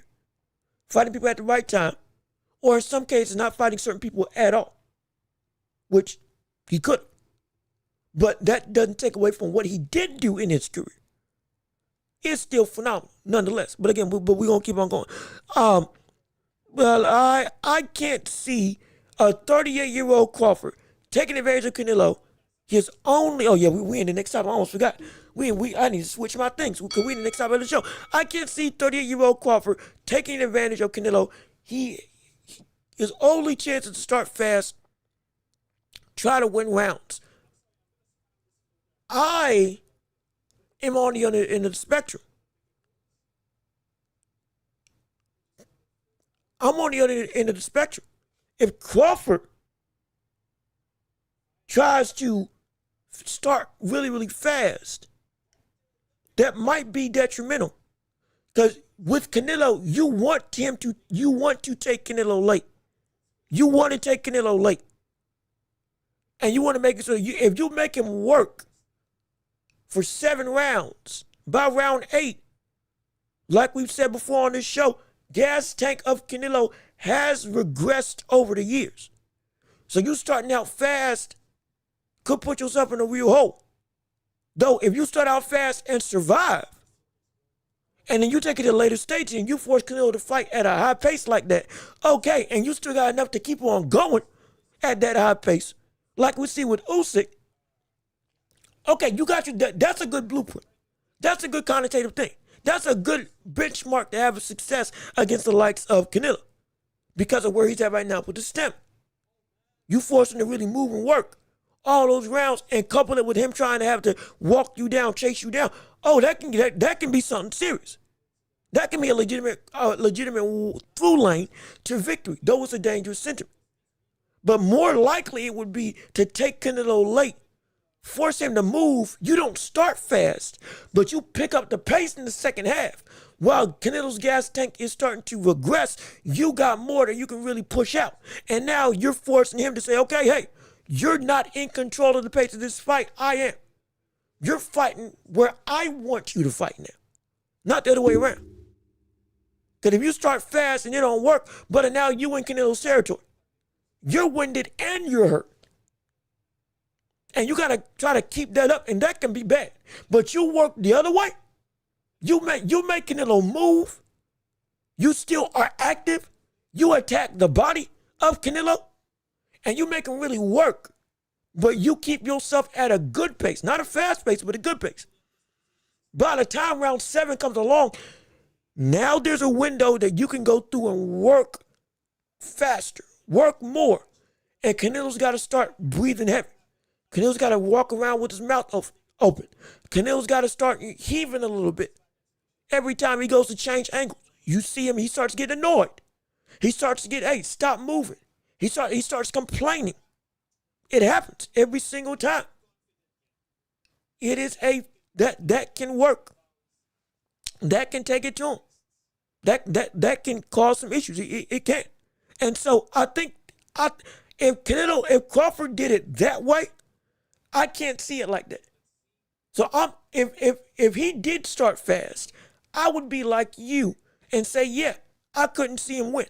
But if he doesn't start fast, but he starts at a good pace, because starting just straight up guns blazing, don't do that. But you have a set pace early, and then you speed it up in the second half. You got yourself a form. You, in my opinion, you really do. Let me see. Netflix had 65 million viewers for Tyson Paul. Can Canelo Crawford do better? Yes, he can. Yes, he can. Absolutely. I think we look at Jake Paul. Yeah, actually, I'm gonna answer this question. Let me go through the rest of the chats because I don't want to miss everybody. I'm gonna come back to this and I'm gonna answer this question.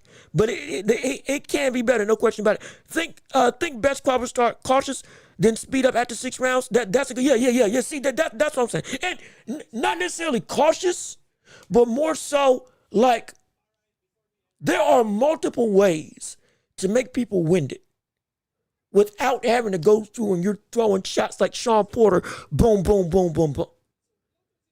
If we do go the route of starting fast, you can start fast with movement rather than just punching. Now, that can still gas you out if you do it too much, like we've seen with Majimov in both of his last 2 fights, but it can work against Canelo. And force him to really have to work to catch you while you are, again, putting out quality punch placement to the body. Then in the second half, now you're going and now you're amping up your offensive aggression against a Canelo who he's starting to heave and he's starting to wheeze and he's starting to get heavy.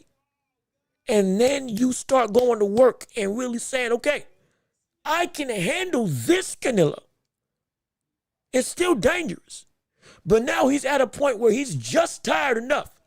Well, while he's still incredibly dangerous, now I can start taking these opportunities because there's going to be a point in time where he's got to catch a breath. And now if I start pushing him more and more of those breaths are starting to happen. And that's what got Canelo beat against Bivol. Second half of the fight. Bivol was able to 1-2, take a pause, 1-2, and then would come out 1-2-3. And then boom, follow up with a 4th shot after a pause. But that pause was when Canelo was taking a breath, taking a break, trying to reset himself because he was getting tired. And then boom, I'm punching again. Now he's got a guard up. Boom, I'm punching again. I'm not letting you have the chance to breathe comfortably. And that helped Bivol win because he amped up the aggression as the fight went longer, but still fought smart. Canelo, if Crawford does that, he can win. Now, he's not going to be able to do the 1-to-1 that Bivol. He's not going to be able to do a 1-to-1 copy of what Bivol did, but he follows a similar through line. It can work. It can work. In my opinion, I think it can really work. Will Canelo hit Crawford's arms? Yeah, no, he will. Oh, no, that'll be the biggest thing.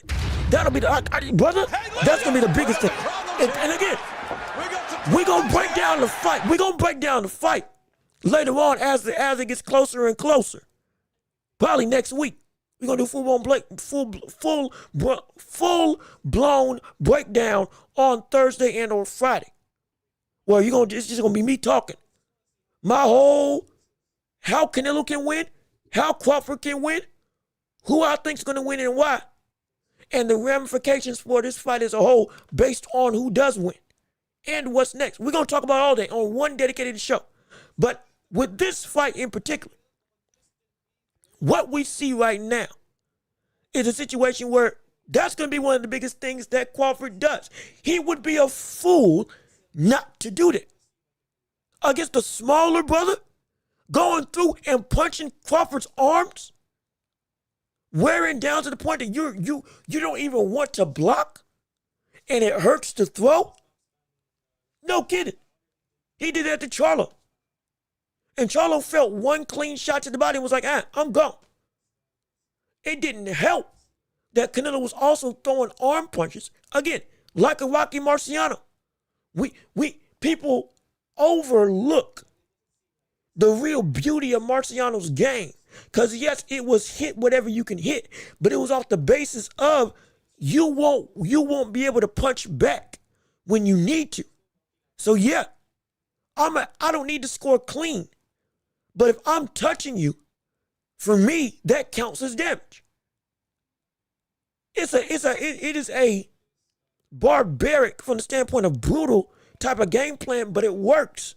It works so well, especially if you got some real pop. It's effective, brother. It's effective. And he would be a fool not to do that. If he did not do that, he would be giving it. If we see Canelo get away from trying to punch to the arms and shoulders of Crawford, I guarantee you, I'm gonna say that he's gonna lose. If we see him get away from that, I will straight up say he's gonna lose this fight. If he doesn't do that this fight, I will straight up say he's gonna lose. I will straight up say he's gonna lose. That is his biggest weapon right now. Again, Canelo's, as much as Canelo is a smart fighter, his biggest weapon is physical domination.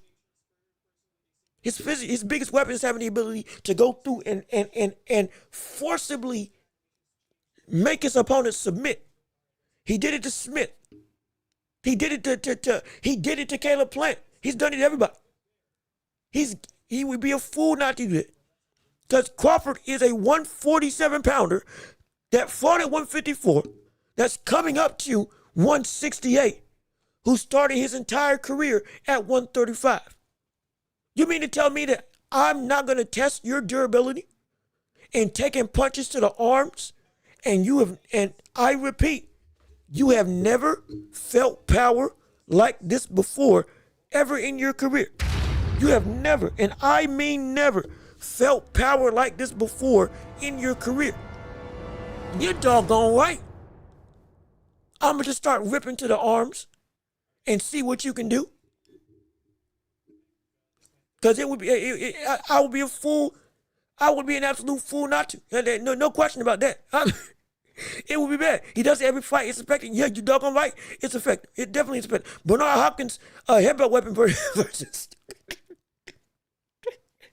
I hope we don't see that. I'm gonna say that. I want a clean fight. I would love it if it was a clean fight. But Lord knows. Lord knows. If we see Canelo get under him, and all of a sudden he gets frustrated, that brother might he might try to this brother might try to chin check him. It can get, but let me see. I think Crawford's gonna bust out a William Skull-like performance. From the standpoint of using movement as a legitimate frustration tool, yes, Crawford should use aspects of William Skull. But he's not going to fight like William Skull. That's just not what he is.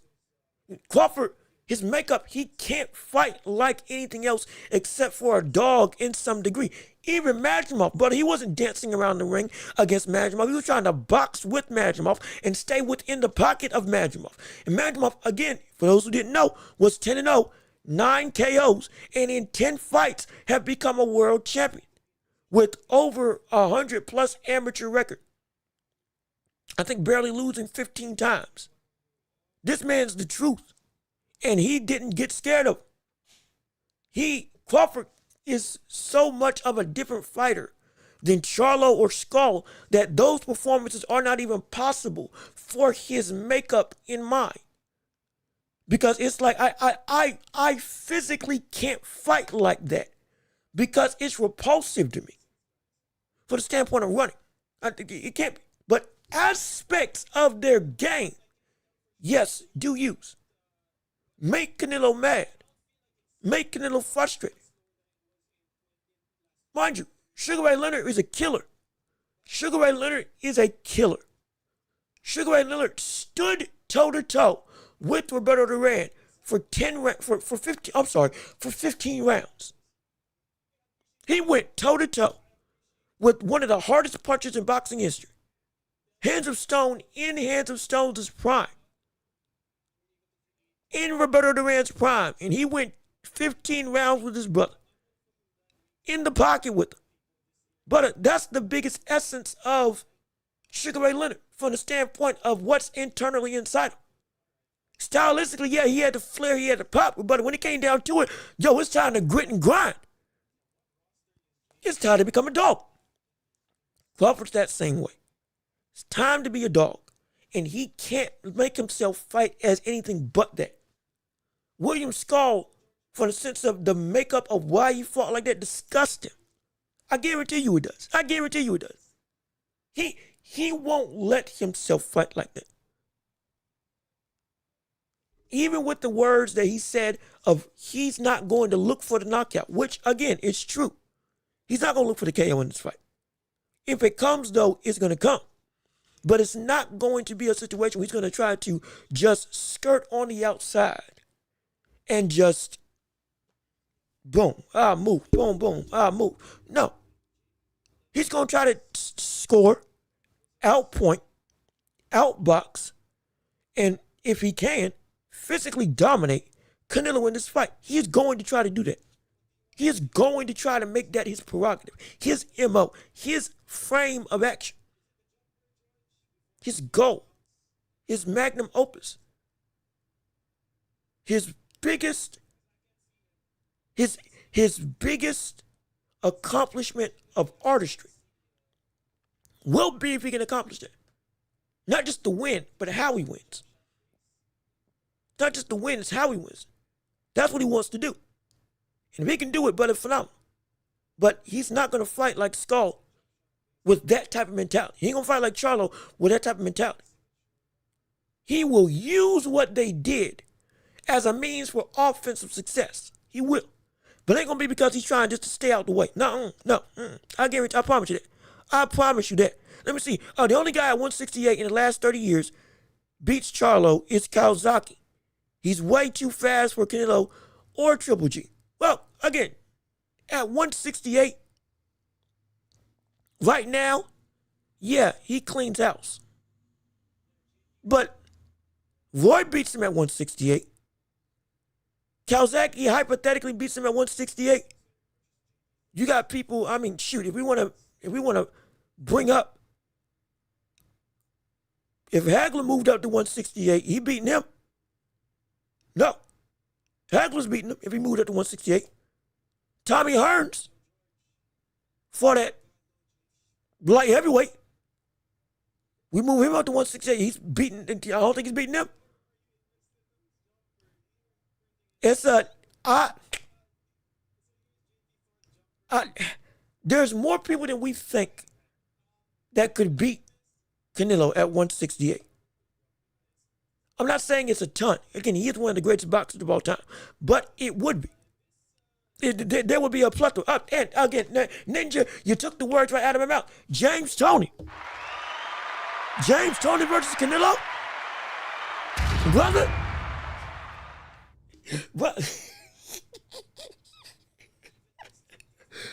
Brother, James Toney versus Canelo.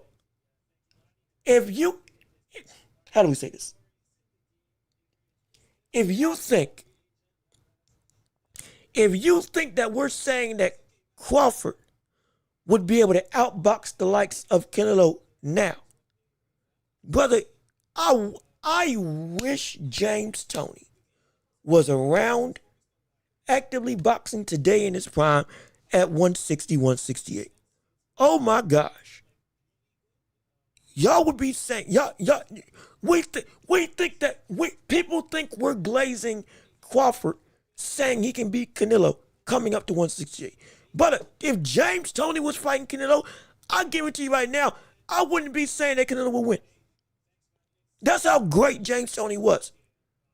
Defensively, and as a counterpuncher, and as somebody who would sit in the pocket with killers like Barkley, like Jones, like Hopkins. The list goes on and on. Oh yeah. Nah, again, that's me. I'm picking Toney. The fight will be fire. Oh no, the fight would be insane. I would love the fight. I would absolutely love it. But nah.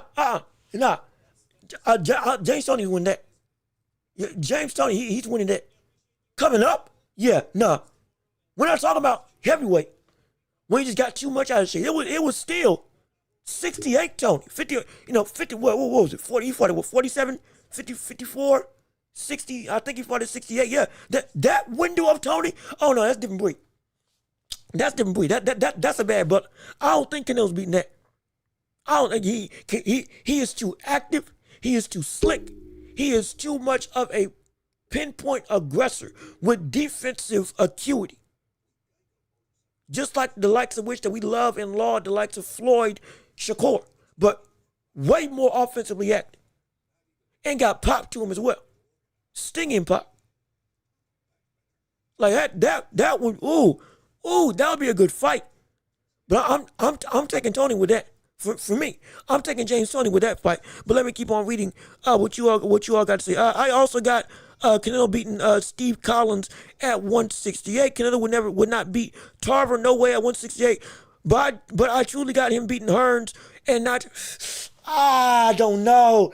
I can't have him beating Hearns. Hearns' hand speed. See, Hearns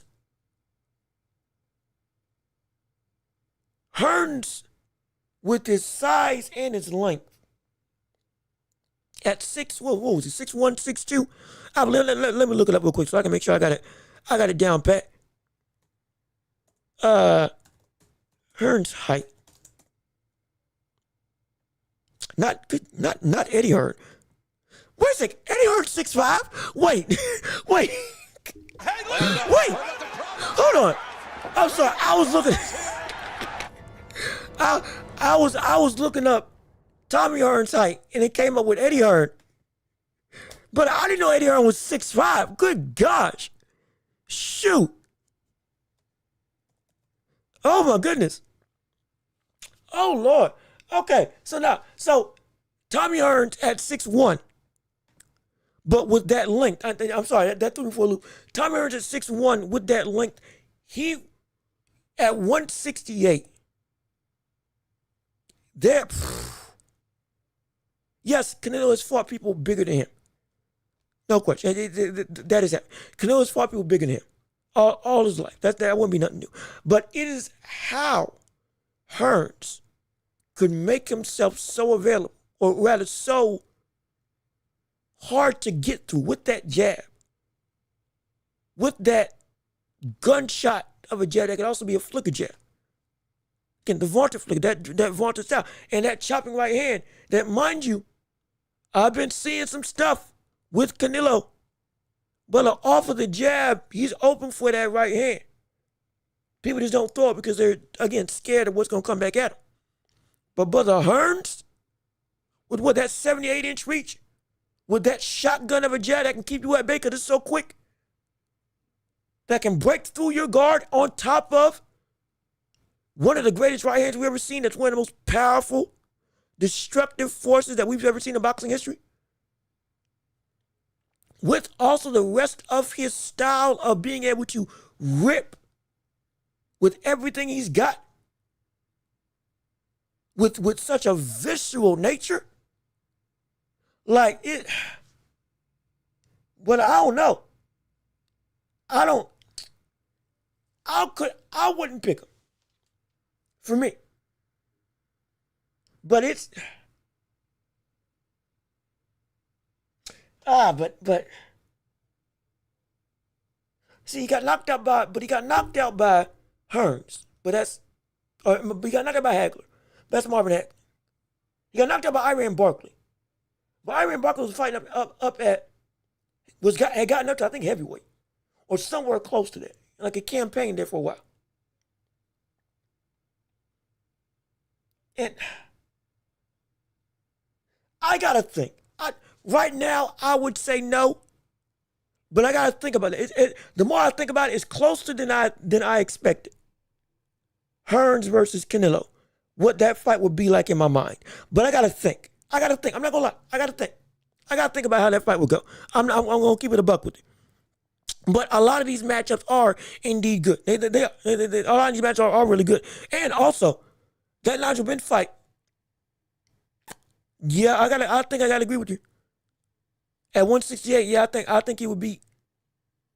I think he beats Nigel Benn at 168. Now, if we're talking about Canelo at the lower weights, 147, 154, 160, when all of those people that we're naming were at their like absolute primes, I'm not picking Canelo in those.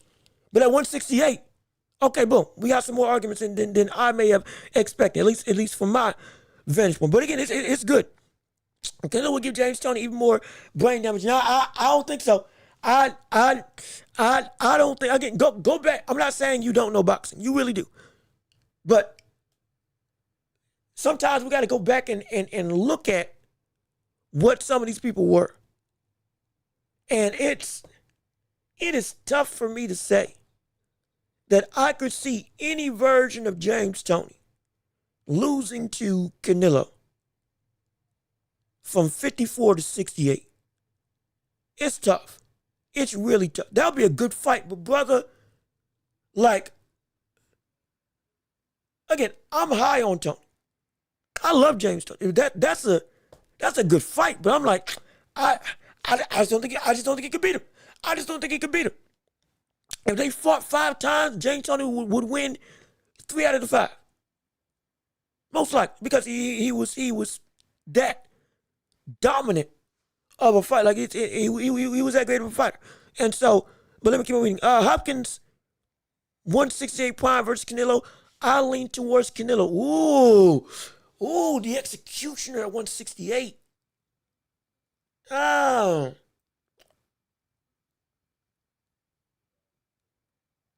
That would be an interesting chess match.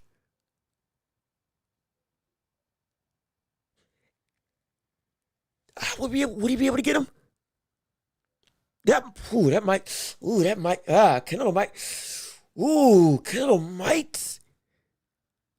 take that fight. Canelo might take that fight. He might beat him. Shoot, he might beat Hopkins.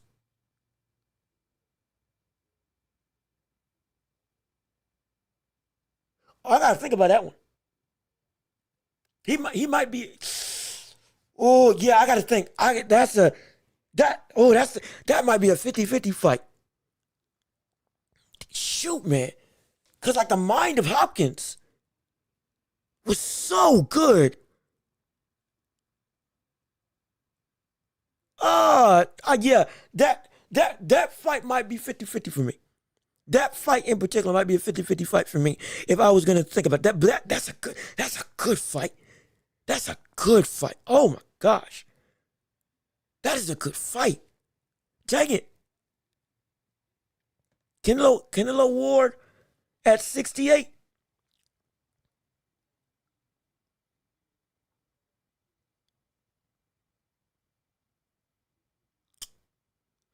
Canelo versus Ward at 68. I think I got Canelo. I got Canelo winning that. I think I got Canelo winning that. At 68, I think yeah. I think I got Canelo win. Because see, here's the thing. Canelo, mind you, Kovalev in his prime though again, it was at 175. Understand. And it was, again, when Kovalev was still fully Kovalev. Kovalev at 175 gave Ward all he could handle. Some people say he got robbed when they fought. Now, I can't remember if they fought once or twice, but I think one of those fights, people say that Kovalev should have won that. Or they lean towards, I think Kovalev might have gotten a bad end of a decision. Speculate that with how you will. Go back and watch the fight just to be for certain in your own right. But Canelo would bring power that would be able to hurt the likes of a Kovalev. Even the old Kovalev. Hurting him is impressive. Knocking him out is impressive. So he'll bring that type of power with the ability to nullify Andre Ward's boxing ability. And with Ward not having, I think, enough power at 168, he will be able to, I think he'd be able to find a way to get around that guard. Now, I don't think it would be by knockout, but I think split decision, Canelo takes that fight. I think by split decision, Canelo takes that fight. That's a good one though. But I think Canelo,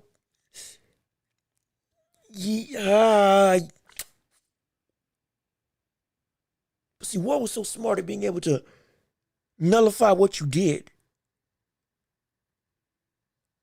Ward was so good at nullifying what you did. That's an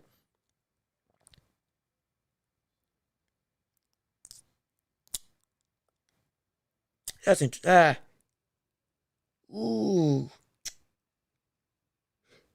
Yeah, I think I can live with that one. I got Canelo. With that. Again, how can you assure anything with the fantasy match? I'm not again. We're just speculating. We don't know if it's gonna happen. I'm just giving you my perspective. Like, if you don't agree, that's perfectly fine. But like we asking questions. I'm trying to do my best to give as much of a concrete, fantasy prediction if these fights ever took place. Because all of these are dream matchups that are incredibly entertaining, incredibly enticing. And they bring a lot of new things that, like, hey, okay, bringing it up. We got to take a bunch of things into account because of what we saw with all their careers and at this specific weight, what they were and what Canelo is. So it's like it's a good thing. So I ain't got no problem with it. Let me keep on reading. Hold on, wait a minute. Let me scroll. Hold on, good gosh, shoot, I'm missing lots. Jane. Oh no, here's the one. Jane. Tony be looking flashy while taking major damage.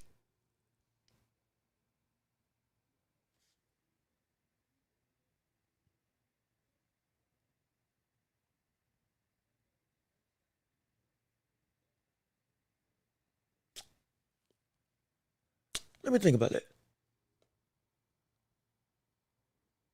The flashy stuff was indeed substantive. It was indeed incredibly hard to hit. He was concretely, by most people, one of the better counterpunchers we've seen in boxing history. Was he 76, like 5-3? Something about that record. Going up to heavyweight. The biggest aspect of him was his defensive slickness and his countering, because he had some legit pop to him. I don't think his defense was overrated. I don't think his defense was overrated. And it's like, can you argue he stayed around too long? Sure, absolutely. Can you argue that he let himself get out of shape? Oh, no question about that. I ain't got no issue with that. Part of the reason why he had to move up was because he wasn't able to keep his weight in check, and he kept outgrowing divisions outright. He was still winning, but he kept just outgrowing divisions, like just straight up. But like in lieu of that, he was still able to. I think he captured a portion of the heavyweight title.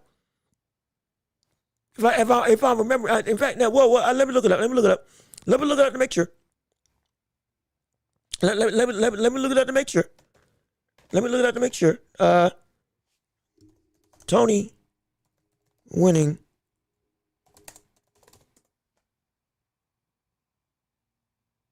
Okay, yeah.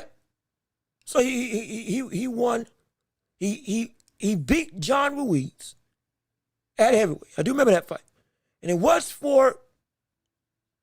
It says a portion, but I thought it was the whole WBA championship. Unless I'm tripping. And then, who was it? And then he beat Holyfield, but again, Holyfield was way over the hump, like way over the hump at heavyweight. So we understand that. But it's like, but again, outgrew divisions to get up to heavyweight because he wasn't keeping his weight in check. But like, he was winning. Like he was winning. Like up until I think up until the Holyfield fight, he was what 60 something and 4, 60 something and 3, something around those lines. So I'm like, I don't know where his defense being overrated is a thing. Because when I watched him and studied him, I didn't see that. Now, again, he was a fighter, like with a couple other people back in the day, where his defense created offense, and he tried to use that offense often. So again, I bring up Iran Barkley all the time as one of the better fights of Tony's career. But if you watch the Iran Barkley fight, but at every single chance he got, he was trying to counter and catch the likes of Barkley. And it led to him getting caught sometimes himself, but for the most part of the fight. But he came out clean. And it was a wash. Because it was like we were watching on TV, and you were hearing the commentary, and you were seeing the reactions of the crowd. All of them were saying the same thing. This brother's unhittable, and this brother's hitting you, and you can't catch him. And when you do tag him, he's staying up. But like I don't see where, in my perspective, Tony had overrated defense. Again, for me, that's how I feel. How I felt when I was looking up the brother, watching the brother, studying how he fought. What made his Philly shell and his defensive ability so great. How he was able to always time and pinpoint and counter people. How he could sit in the pocket and still, if he did take damage, it was always minimal. And always come back with something better. And go right back to being safe while still being offensively active. It was a beautiful thing to watch. I don't think his defense is overrated. Again, for me, I don't think his defense is overrated. And so I don't see where that, from my perspective, I don't see where that perspective holds weight, at least in my eyes. But again, if that's how you feel, like I said, I'm not going to hold it against you. It's for me, it's just, it is what it is. But let me keep on reading what you all, I think we have people joining the chat, like Teddy. Hey, Teddy Berkshire, hey, brother, what's going on with you? How you doing? Good to see you. Thank you so much for tuning into the show. So glad you're here with us on today. We've had, good gosh, we got a lot of people chatting. So I'm going to speed down real quick so we can keep on keeping up with this. We've had a whole bunch of people. Let me see. Vaughn Greenhill, what's going on, brother? How you doing? Good to see you. Thank you so much for tuning into the show. So glad you're here with us on today. Canelo would have no chance against a prime Roy at 168. Yes, absolutely, I believe it. No question about it. Before moving back, when he moved back down, that's when the problem started for Roy. But going up through divisions, no, he was almost unstoppable. No, he was unstoppable. The only thing that stopped him was a disqualification. It's similar to Roy Jones Jr. Or it's similar to John Jones. The only thing that got John Jones beat was breaking the rule and kneeing somebody in the head. That was it. But he was whooping the brother himself. The only thing that got Roy Jones beat was a disqualification. Again, when on the way up to heavyweight. Disqualification, punched somebody while he was down. Which it happened. He deserved the disqualification. Because you can't do it. But still, came back eventually, lost, knocked him out in one round. And showed y'all, yeah, I told y'all he ain't got nothing on me. And it went on the tear that we saw with multi-division champion. Fighter of the decade. Ring Magazine pound for pound #1. With Floyd being alive and fighting actively with his hands still together. With James Toney also in the mix. With Hopkins also there. So it's like, nah, he ain't beating that. Canelo is not, he ain't beating that. He is not, in my opinion, he definitely is not beating that, but not at all. Let me keep on. Yep, I answered. I already gave my thoughts on the Tony being overrated. Again, I don't think he's overrated. I don't believe he's overrated, but I ain't got no issue with that. That's how you feel. Is there anybody else in the chat? Reading through.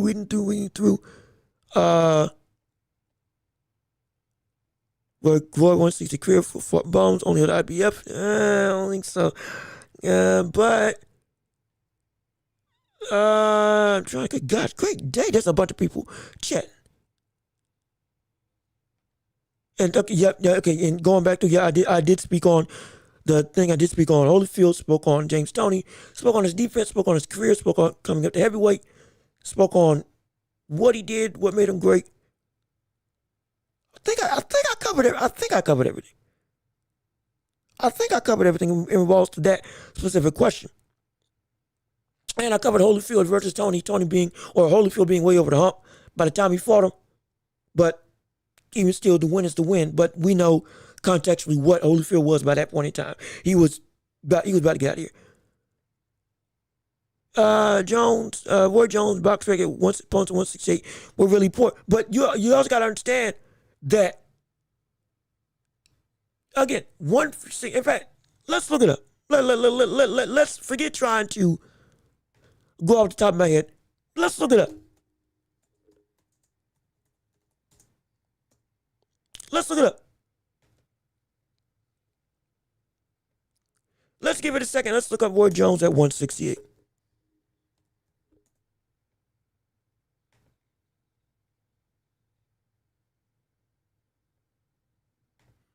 Hold on, it's loading up for me right now. Gosh, this thing is not doing what I wanted to do. Hold on a second. Hold on. Where's the box right? There we go. I was trying. I don't know why box trick wasn't pulling up. But here we go.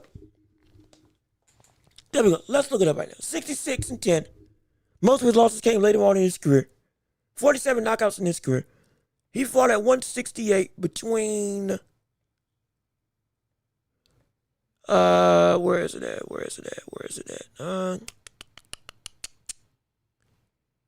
Was it 90? Yeah, I want to say what, 92? Okay, yeah. So we'll for the sake of time, we'll stroke a wide brush per se. Okay, yeah, so Glenn Thomas middle, Percy Harris middle, Wolf was middle. He beat Hopkins for the middleweight title. KO'd. Yeah. After he knocked out Hopkins, so 1993, he went through and fought at middleweight after the dominant run that he did at 154, going up and doing what he did, and then he fought against Hopkins, and then it was Maligna. He knocked out in 6. Chiro, again, he beat him in 10, which again fairly simple. Chiro wasn't all that great. Danny Garcia, not our Danny Garcia, but back in the day, Danny Garcia, 25-12, knocked him out absolutely.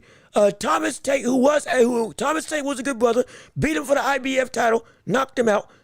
James Toney, speaks for himself, beat him by unanimous decision, 118-109, 117-110. 119-108 were the scorecards, and knocked down James Toney in the third round. He dominated James Toney. Who, again, at that point in time, was undefeated. I think he had like 2 draws on his resume at that point in time in his career. So, hey, brother, that speaks for itself. Then fought Anton Bird, 26-4. For the, again, defending the IBF title, then beat Vinny Pazienza, the Hall of Famer. At that point in time, was 40-5, was very much of a powerful puncher, a grit and grind type of fighter, but was indeed legendary. Beat him and then knocked him out in 6. Then knocked out Tony Thornton, who was 36-6. Knocked out Sosa, 26-4. Beat Thornton in 3 rounds, knocked out Sosa in 2 rounds. Eric Lewis made him retire on a stool in round 11, who was 19-2. Bryant Barnon, hoping I'm saying his name correctly, 16-0 undefeated, knocked him out, and then beat Mike McCollum. Beat him, who was 49-3-1 at that point in time in his career. Oh, excuse me. As he moved up to heavyweight, or as he moved up to light heavyweight. And then again, Montel Ford, mind you, he was undefeated all the way up until Mike McCollum. After we knocked out Mike McCollum is when he lost to Montel Griffin by disqualification, and then knocked him out in the next round, and then went on undefeated all the way into light heavyweight up until he lost to Antonio Tarver, coming back down from heavyweight to light heavyweight again, beating him at 175 the first time they fought. And then that's when you started seeing him after the second fight with Tarver. He got knocked out by Tarver, got knocked out by Glenn Johnson, got knocked out by Tarver, then lost to Tarver again by unanimous decision. And then kept on fighting at 175, lost to Joe Calzaghe and beat Felix Trinidad. Joe Calzaghe was more so at his heights, while Roy Jones, we could see the decline. And then lost to Danny Green, lost to Hopkins in the rematch at 175 in 2010. And like I said, stayed, this is the argument with Roy, just like with James Toney to some degree, stayed around too long for some people. And for Roy, best days were behind him especially by the time he fought against the likes of Hopkins in 2010. And best days were definitely behind him then, but still was winning. Though it wasn't after Lebedev,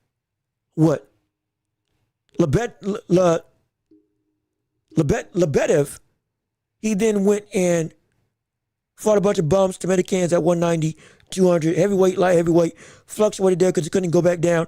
Got knocked out. Again, didn't beat in that second stint, didn't really beat anybody phenomenal once he stayed at heavyweight after 2010. So that's how his career went. But again, he beat from big names to small, 154 to 168, all the way to heavyweight, outside of Griffin. Like, he beat every big name that you wanted him to beat. He did. Regardless of what the division looked like, he beat every big name in that division. And you can say it's weak, but you can't disrespect James Toney. You can't disrespect Vinny Pazienza. You can't disrespect Mike McCollum. And the Virgil Hill, who we see is training people now, Virgil Hill was a 4-star fighter, 43-2. He beat the likes of Otis Grant, beat the likes of Reggie Jackson, who was an incredibly good fighter, very good fighter at that point. But dominant, he was running through everybody. He was running through everybody. That's why we say from late 154 to 168. You can push it up to 175 if you want to. But that was the prime of his career, where it was like the physical capabilities of Roy was genuinely untouched by anybody else in boxing. And the production matched the awe-inspiring nature. It wasn't just flash, but he was doing the same stuff to everybody that he faced, whether they were bad competition or good competition. He was clowning on Bernard Hopkins, just like he was clowning on Vinny Pazienza, just like he clowned on James Toney, just like he clowned on Thomas Tate or Danny Garcia. It don't matter who. He did the same stuff to everybody, regardless of what they were as a fighter. He looked the same when he fought against bums as he did when he fought against the elite. That's what made this. Like we can say that Boots needs to prove some stuff by going and fighting. But if all of a sudden we see Boots do the same stuff that we saw against Roman Villa, he does that against Virgil Ortiz and Boachuk, are we going to say that, oh, they weren't that great? Or are we going to say that, okay, yeah, that validated this brother really is the real deal? Because he did the same thing to them, to the people that weren't on his level. He did the same thing to the people that were on his level. So at some point in time, okay, the resume makes sense that this brother's the real deal because he's doing it against real people. That's what Roy Jones did. Hence why we say, nah, I truly don't believe he would beat the likes of Canelo at 168. Again, not trying to be long-winded, but I was trying to go through the career in depth to make sure I had my own understanding correct, to make sure I wasn't off base in what I was saying. And I don't think I am. Again, if you disagree, okay, fine. But genuinely, that run from late 154 all the way to 168, you can push it to 175 because the names were there. That first stint, again, he was undefeated outside of Griffin only because of a disqualification. He was doing the same stuff to everybody that we all value as great or that we value as not great. He was doing the same stuff. And so that's the thing. Let me see. Y'all will chat. Let me see. Jones ducked Michael Nunn. Did he duck Michael Nunn? Hold on. Did he not fight my? Hold on. I'm fine with research. Did he duck Michael Nunn?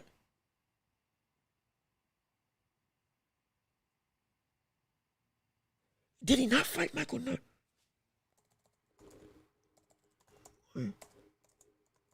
Jones versus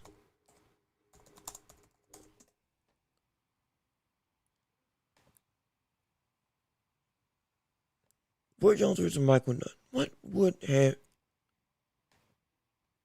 Ah, they didn't fight. So they didn't fight each other. Now, why is that? Hold on. He lost his title. He lost to James Toney in a good fight. But why didn't he fight Michael Nunn? You know what? I'm gonna look that up. I'm gonna look that up. I got a problem with it. I didn't know they didn't fight Michael Nunn. I didn't know. I reading through the resume, I just assumed he was on the list. But he didn't. He didn't. No problem. I ain't got no problem. I'm gonna look up why it didn't happen. Whether it was a duck or whether it was because Roy was moving up and Michael Nunn was still at 168 by the time I'm moving up to 175. I'm moving and going that thing. Like we said, we don't say somebody's ducking if they're chasing after legacy and going moving up in weight, taking on top competition, which Roy was. But I'm gonna look it up. I ain't got no issue with that. I'm gonna look it up to find out. I ain't got no issue with that to look it up to find out. None was either WBC, WBA. I think he was unified champ. That era, 92 to 97. Okay, I ain't got no problem. I'm going to look it up. Like I said, what I don't know for certain, I keep it transparent with y'all. What I don't know for certain, I look up. I try to find out. I try to take some time. Like I said, I'm still learning this boxing game just like with everybody else. I may know a lot, but I don't know everything. Lord knows I don't. And I ain't got no issue with being wrong or finding out new stuff. So after the show, hey, I ain't got no problem with researching and finding out what was the gist of that. And understanding that, because again, that was before my time. As much as I've tried to keep up with said time, as much as I've tried to learn and understand the context of the eras, I'm still learning. So, hey, give me some grace. But I ain't got no issue with being wrong. But I will find out, because I do want to make sure I know what I know, so we can all be on the same up and up pace. So, hey, so he didn't fight Michael Nunn. Why didn't he fight Michael Nunn? I want to find out now. I want to find out. If it was because of him moving up in weight and going after the titles at light heavyweight. Okay. I believe Nunn was middleweight. I believe it was middleweight. Oh, wait, hold on, wait, no, I was wrong. Hold on, I think I'm wrong. Hold on, I think I'm wrong. Let me look. A light heavyweight bout was planned in early 1998. Jones pulled out of the mandatory title defense with Nunn to fight against Virgil Hill instead, causing the WBC light heavyweight championship to become vacant. Nunn lost the belt to Henry Mask in a controversial decision. Okay. They were mandatory at one point in time. Roy didn't fight the mandatory with Nunn to fight Virgil Hill. Now, Virgil Hill was a good fighter. He was. But still, that fight was required of him. And he didn't go back to fight him either. I'm going to look up as to why. But unless there's some other connotations, and unless the people of the time were saying that Virgil Hill was the stiffer competition of the two at light heavyweight, we got to wait and see. And if it's bad, we call it out. I ain't got no issue with saying that he ducked Michael Nunn. I ain't got no issue with that. He's still, just like I done with Floyd, we give context to, hey, you didn't fight X, Y, Z. You could have fought Winky Wright and you didn't. But still, you did fight a bunch of quality names on your resume. It doesn't diminish what the resume that you've done, because it is indeed great. But it doesn't take away from the fact that you also didn't fight these people. That's the same case with Michael Nunn and Roy. I ain't got no issue with saying that. That's no problem with me. That's no problem with me. That is no problem with me. And so I ain't got no issue with that. But let me see. Hold on. Wait a minute. So yeah, see. So yep. I have no issue. I have no issue with saying that he ducked if it lines up. And if it was a mandatory and you didn't take it, even though Virgil Ortiz is respected, why didn't you take Michael Nunn when you could have? I'm like, yeah, that's a duck. Hey, like we say, it is what it is. If that's what happened, that's what happened. I ain't got no problem saying it. Y'all know me. I try to keep it the same standard, regardless of everybody else, to the best I can. I ain't perfect. Sadly, I fall flat, and I try not to. But I'm trying to be as reliable as possible to make you want to hear what we got to say. But yeah, let me see. But Tony, let me see. Nunn was beating the mess out of James Toney for 11 rounds until he got greedy and gassed out, and Tony got a lucky punch. Okay, all right.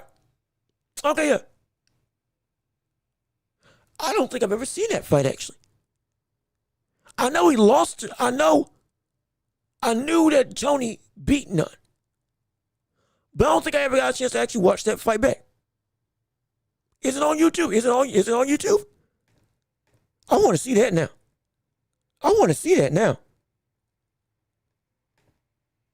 Can I watch that fight back? You know what? Well, I'll look it up. I don't want to waste time. We still got a show to do. I don't want to waste time. But if I can watch that fight, I'm more than happy to watch that fight back. Because I don't think I've ever seen that before. I never saw how exactly that fight actually went. I'm going to look it up. And this is why I like this community. Because y'all help me learn and grow. And you help me to better widen my horizons for what goes on in the boxing world. Because y'all seen more stuff than me. A lot of y'all are older than me. A lot of y'all been in boxing more than me. A lot of y'all been, some people, y'all live experience some of the stuff. In person, like in stadium. So I ain't got no, so I'm always down to learn. No question. And so y'all, this is why this community is so good. Because you all help me become better, hopefully become better at what I'm doing. And hopefully I'm giving you all some entertaining stuff. And if I can teach you a thing or two, it helps out. But we're all in such a self-promoting ecosystem. So I love it. I do love it. Watch the fight. None gave Tony brain issue with the massive beat. I'm going to watch it. I'm going to look it up. Because this is an interesting can of worms that I did not expect to get into. But doggone it, I am down for it. Absolutely. But since we're here and we are at 222, we can jump into the championship rounds right now while we got some time. Before we let this momentum pass us by. Hey, since we're off topic, might as well go full-fledged into it. I don't even know how we got to Roy Jones Jr. So I guess that means it's time to go into the championship rounds because apparently we've covered everything that I need to cover on my end of the spectrum. So with all that being said, hey, it's the championship rounds. Whatever y'all want to talk about or discuss, we can talk about it right now with basketball, boxing, football, everything that we want to say. We can do it right here on this show, and we can hear from you. And I'd love to hear your thoughts and opinions on anything with the NFL, the NBA, the boxing, basketball, not basketball, I already said basketball. Video games, movies, television, TV, sports, anime, all that stuff, whatever you want to discuss, we can talk about right here on this show. No question about it. And let me see. We old cats on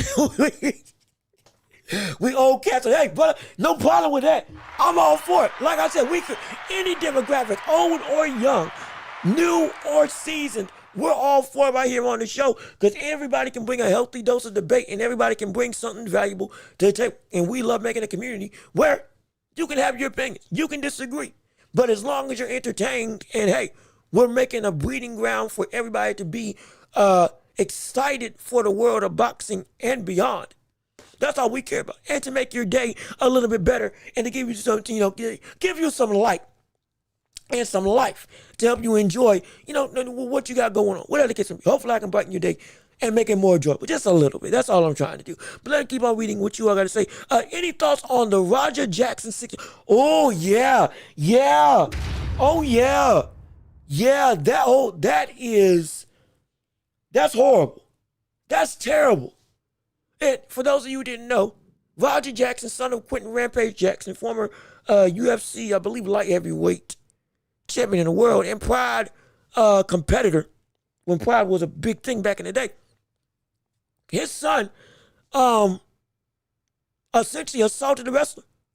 by going in and again, the full context was I forget the wrestler's name. I think it was Sky something. We'll call him Sky for now because I think that's his first name. But Sky wrestler, who was the wrestler, was at a wrestling event. Roger was going through with his streaming, doing a live streaming thing. He came through, and Sky thought that Roger was a wrestler. And when he saw the cameras, he thought, oh, okay, this is a wrestler trying to start a storyline, or essentially like a work, as we call it in wrestling, and trying to do a storyline in wrestling. And he's coming in, he's trying to start a feud that we're going to do on the night in the ring. That's what he thought. So he broke a bottle over his head. Boom. Now, Roger isn't a wrestler. So he thought Sky was actually trying to, do something and come back at him. They have a scuffle. I think Skyo Stew. Thank you, Sack. Skyo Stew is his name. I appreciate it. But he came through, and they started, Sky was working, trying to start the feud. Roger was serious, thinking, okay, yeah, yo, I don't play that. Yo, back up. I will end you. Now, afterwards, Sky Stew did apologize multiple times to Roger Jackson. He did.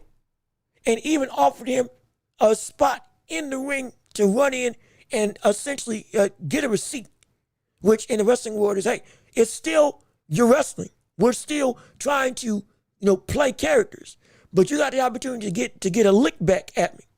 Normally that means it's a hard slap, a hard slam, something stiff as it's called. But it's just, okay, I got my receipt. Okay, we do the thing. And it was supposed to be that Roger comes in, now that he's actually working with the promotion. Roger comes in, slams Stu down, and ground and pound and all that stuff, but it wasn't supposed to be, fake. Or it wasn't supposed to be fake. Or, in the context of the wrestling world. Roger then gets hyped up by his chat, gets called a punk by his dad, and gets paid 50 subs to really put a hurting on the brother. And he goes in when it's his time, runs in on Stu, slams him down for real, as in not in the framework of the way you train to slam, like it was a full-blown double-leg takedown, like we see with Daniel Cormier. And then went through Stu's head, bounced on the back of the mat, and then Roger lands 22 unanswered punches. I repeat, 22 unanswered ground and pound punches. Full force. Not work punches. Not like wrestling punches where you're trying to make it look real. Full-blown connection. Ends up, Stu goes unconscious. They can't wake him up. Goes in. He's bleeding out of his ear. Bleeding out of his nose. He lost multiple teeth. He was in critical condition at one point in time. Now he's in better condition, but even still, it is a very long road to recovery. Some potential irreparable damage may have been put on him. And Roger just lost his cool. And it's horrible. I'm not going to show the video because it does get, incredibly graphic. And for some people, it may not be, up to snuff. But, and plus, I for this point, I'm trying to walk a thin line. Trying to make sure I don't get flagged for anything on YouTube starting early. But like that, it's terrible. It's horrible. There is no excuse for what Roger did. Even in the confines of giving receipts back in the world of wrestling, that crossed the line objectively so. On top of the fact that Stu apologized to him multiple times immediately after their interaction outside and hitting him with the bottle. Because he was saying, hey, brother, I saw the cameras. All of us around this grill are wrestlers. I thought you were a wrestler too. And I thought, okay, we're starting a promotion. We're starting a storyline. And okay, you're a guy coming into the company and we're starting a feud. I thought that's what we're doing. That's not what we're doing. I apologize. He did that multiple times. There's no excuse. There's no excuse. Mark Henry said something about it. Chael Sonnen said something about it. A couple of the people in wrestling and the UFC said something, and they were blaming the wrestlers. It ain't their fault. Not this time. This is objectively beyond the pale. I'm all for, hey, you can't do stuff with everybody. That's perfectly fine. I'm all for that you can't test people like that all the time. Hence why Stu apologized. And even offered him a shot at getting his get back in the ring by doing a angle where he goes over. But this is like there is no excuse. And if there are charges that are made on Roger Jackson, there's no defending that, yeah, these are charges that should happen. Because that's straight up assault. That's assault. That's almost attempted murder. Because the brother, at that one point in time, they were saying he flatlined in the ring. No pulse at all. And it's like, and even amongst wrestling, yes, injuries can happen. Stuff can go awry because it's the nature of the game. It's still physical theater. That you can't, you can know how to take a bump or a punch or a crash into the floor, but it's still going to hurt and you can still get injured in any way, shape, or form. But from the sense of that, no, you crossed the barrier. No, you definitely crossed the line. Even if you want to say that Roger's dealing with stuff mentally that is like, hey, he got pushed too far. His dad was spoken and prodding him. His chat was spoken and prodding him. He's been easily provoked before. He was concussed a couple days ago by a head kick in training that was all over social media. That was like he hadn't recovered yet still, and he shouldn't have been doing anything physical. All of that's well and good. But still at some point in time, but you still are accountable for what you do. And this is one of those times. There's no excuse for this. And it's terrible. It's a bad look on wrestling. It's a bad look on combat sports. It's a bad look on MMA. It's a bad look on Roger Jackson. It's a bad look on Rampage Jackson. Everybody involved in this it's a bad look outright. It's a horrible situation. He went too far. He knows he went too far. He wanted to go that far. He wanted to. It was almost premeditated. Mind you, he sat in for the entire wrestling promotion. That entire wrestling show, he sat in for the whole time up until it was his time to run into the ring. He was talking all that time. Wait till y'all see what I do to this man. Y'all think I'm a punk? Bet. Y'all think I'm not going to hit him? Bet. Y'all think I'm not going to hurt him? Bet. He messed up. He messed up. Like I'm telling you, he should be in jail. If he does go to jail, I don't want youth being taken away, but consequences got to happen. This is one of them. Like, this is just straight up assault. This is straight up assault. And it's inexcusable. It is inexcusable. And the very fact that the wrestlers have to be silent about it by their own promotion is another problematic thing. Saying let the company take care of it. That's perfectly fine, they're going to take care of it, but you shouldn't silence them and say, hey, don't say nothing. No, that ain't right at all. That's shady in another aspect. That's horrible. That's kept. Shoot, you know what? Even worse, and again, I'm a wrestling fan, so I know this. The promotion that this happened under was run by or partnered with Rikishi. If y'all remember Rikishi from the early 2000s in wrestling. With him and Scotty Too Hotty. And I think it was called the Too Hot Crew. And they be dancing with the sunglasses and all that stuff. It was great. You know, I did it for The Rock. When he hit Stone Cold Steve Austin with a car. But like, that promotion Rikishi worked with. And it had ties with WWE. I believe WWE cut ties with that promotion. All because of this incident that Roger did. And this has had massive ripple effects throughout the whole of the wrestling world and the combat sports world. Don't forget also TKO and WWE are also partnering with each other. MMA, UFC, they promote stuff with wrestling and vice versa. But this could damage that relationship as well on top of it. Because all of a sudden we see an actual MMA guy in Roger Jackson coming through and doing this to one of our guys. Hey, buddy, can we trust y'all to keep it wrestling and understand what our business is about? It can get shaky. I'm telling you, there's a lot of bad ways this can go, and it's horrible. I'm telling you, it's a bad thing. The story is insane. The ramifications are ridiculous, and look, I almost guarantee it's not going to be the last time we hear from him. It's not going to be the last time we hear from him. It's not going to be the last time we hear Roger Jackson. It's not going to be the last time we hear Rampage Jackson. Rampage is a streamer as much as Roger. Rampage got his own platform and stuff going on. They both do hear from him a lot. Probably as the legal stuff gets out, more and more it's gonna be, hey, all the spotlight goes on them. I wouldn't be surprised.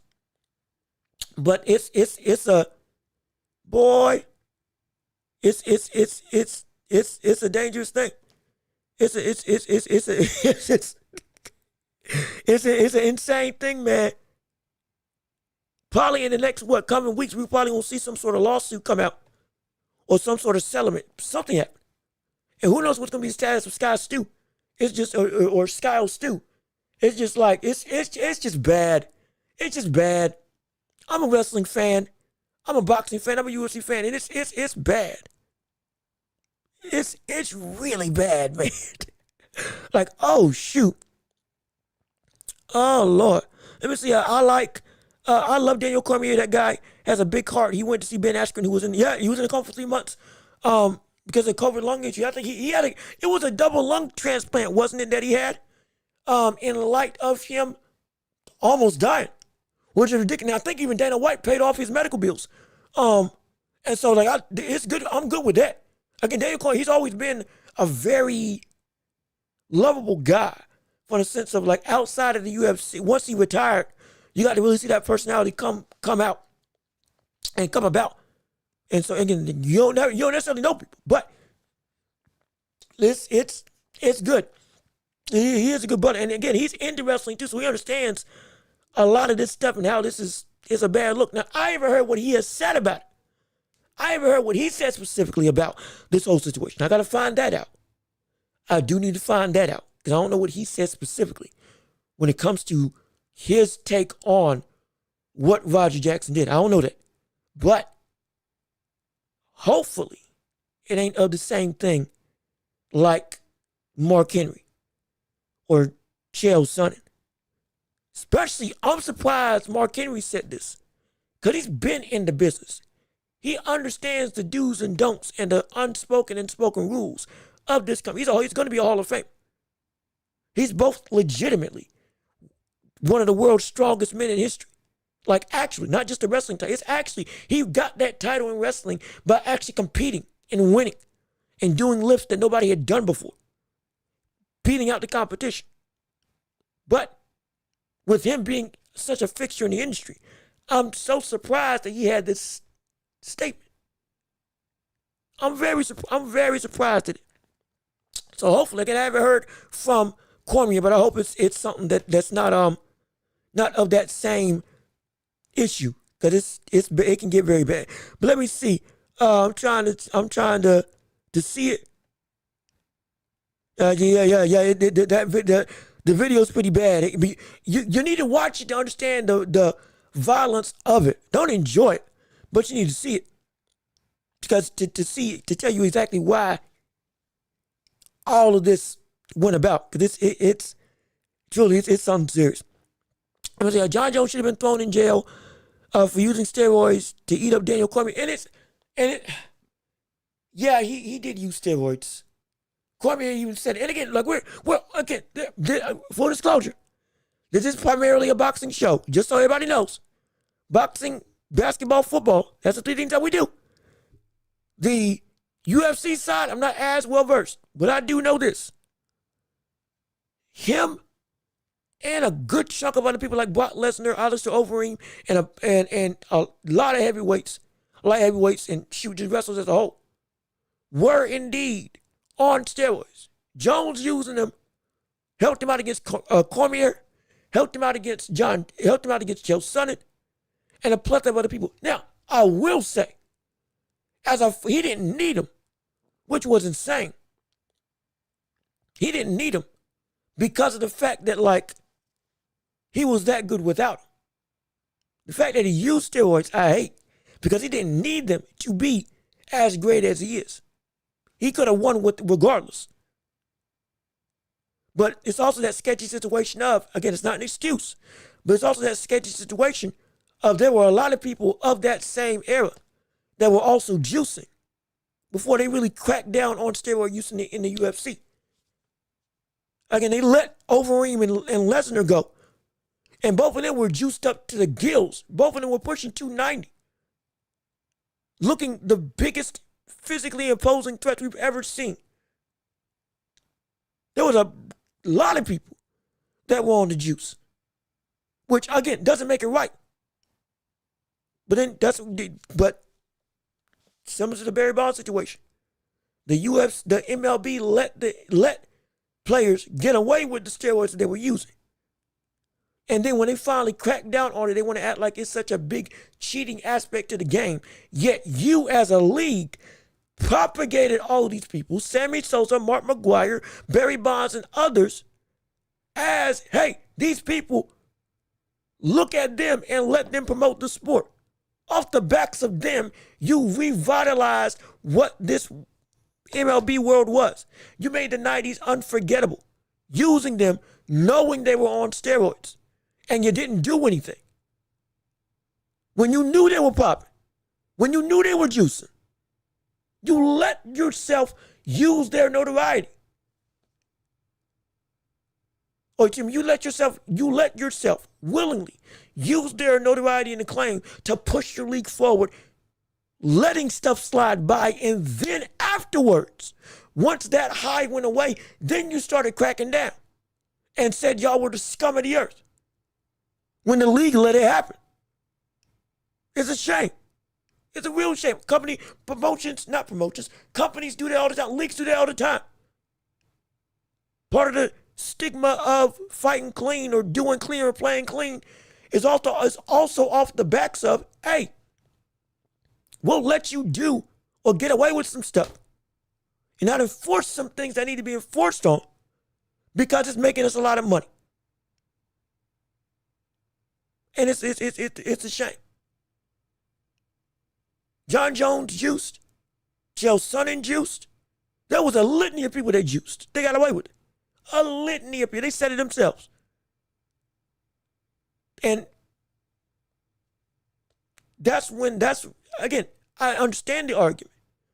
It's just like, but you have to look at it at that connotation as well of, shoot, man, it's also everybody was on the same stuff.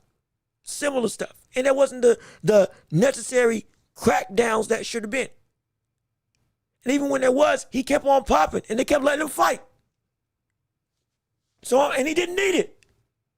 As did a couple other fighters. Not needed also. So I hate it. I really do hate it, man. It is a frustrating sentiment. I'm just, I can't stand it. I cannot stand it. Let me see. I'm learning great stuff. Hey, I'm glad you're learning. Hopefully you're enjoying the show. Also, Nerd, what's going on with you? How you doing? Good to see you. Thank you so much for tuning in to the show. Another answer to the poll. Jermell violates Spence. Okay. All right, so we can actually put this poll to rest because it's been, 2 hours now. We can put this poll to rest and let's see the results of what the poll is for today. 45% said Prime Charlo would beat Prime Spence. Well, wow. All right. That's interesting. That's okay. All right. So by that metric, you all would be saying that if Charlo faced off against Spence today, both of them again in the same ring rust situation, not fighting often, going through a long layoff, and having similar unpredictability of, are they dedicated to fighting, will they, won't they, all that stuff. Everything even in the worst aspects possible. We would say that Charlo would beat Spence if they fought right now. That's what it seems like with the public. Now, me, I thought it was of the assumption, or at least in my humble opinion, that it was a situation where Charlo was not the better of the two when both of them were at their best. Though Charlo became undisputed, which understandably put him in the runnings to be in pound for pound, Spence was always touted as not just the quote unquote bigger marquee fighter, but from the standpoint of like who would win, most people felt that I was interacting with, that Spence was the better fighter of the two. But now, hey, poll shows different assumptions. 45%, 54%. And it's 11 votes. For the longest time, it was 50-50 split for a hot minute on this show. Then it got to 60-40. Then it went up to 50-50 again. And then 60-40 the other way. Then it went back down. So it's like, it's an interesting thing. I don't know about violates. I don't think Charlo violates Spence. I don't think that.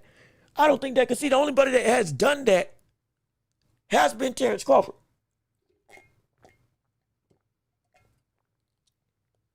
Excuse me. The only brother that is violated Errol Spence Jr. is Terrence Crawford. And we don't anywhere close believe that there was ever a point in time when Jermell, Charlo, and Terrence Crawford were on the same stratosphere. Dare I say on the same floor level. We never thought that. We never, unless I'm wrong, I never thought that. And I don't think anybody else did either. So I don't think that it would be a violation. But you saying Spence would win, or you saying Crawford would win. I'm sorry, you saying Charlo would win.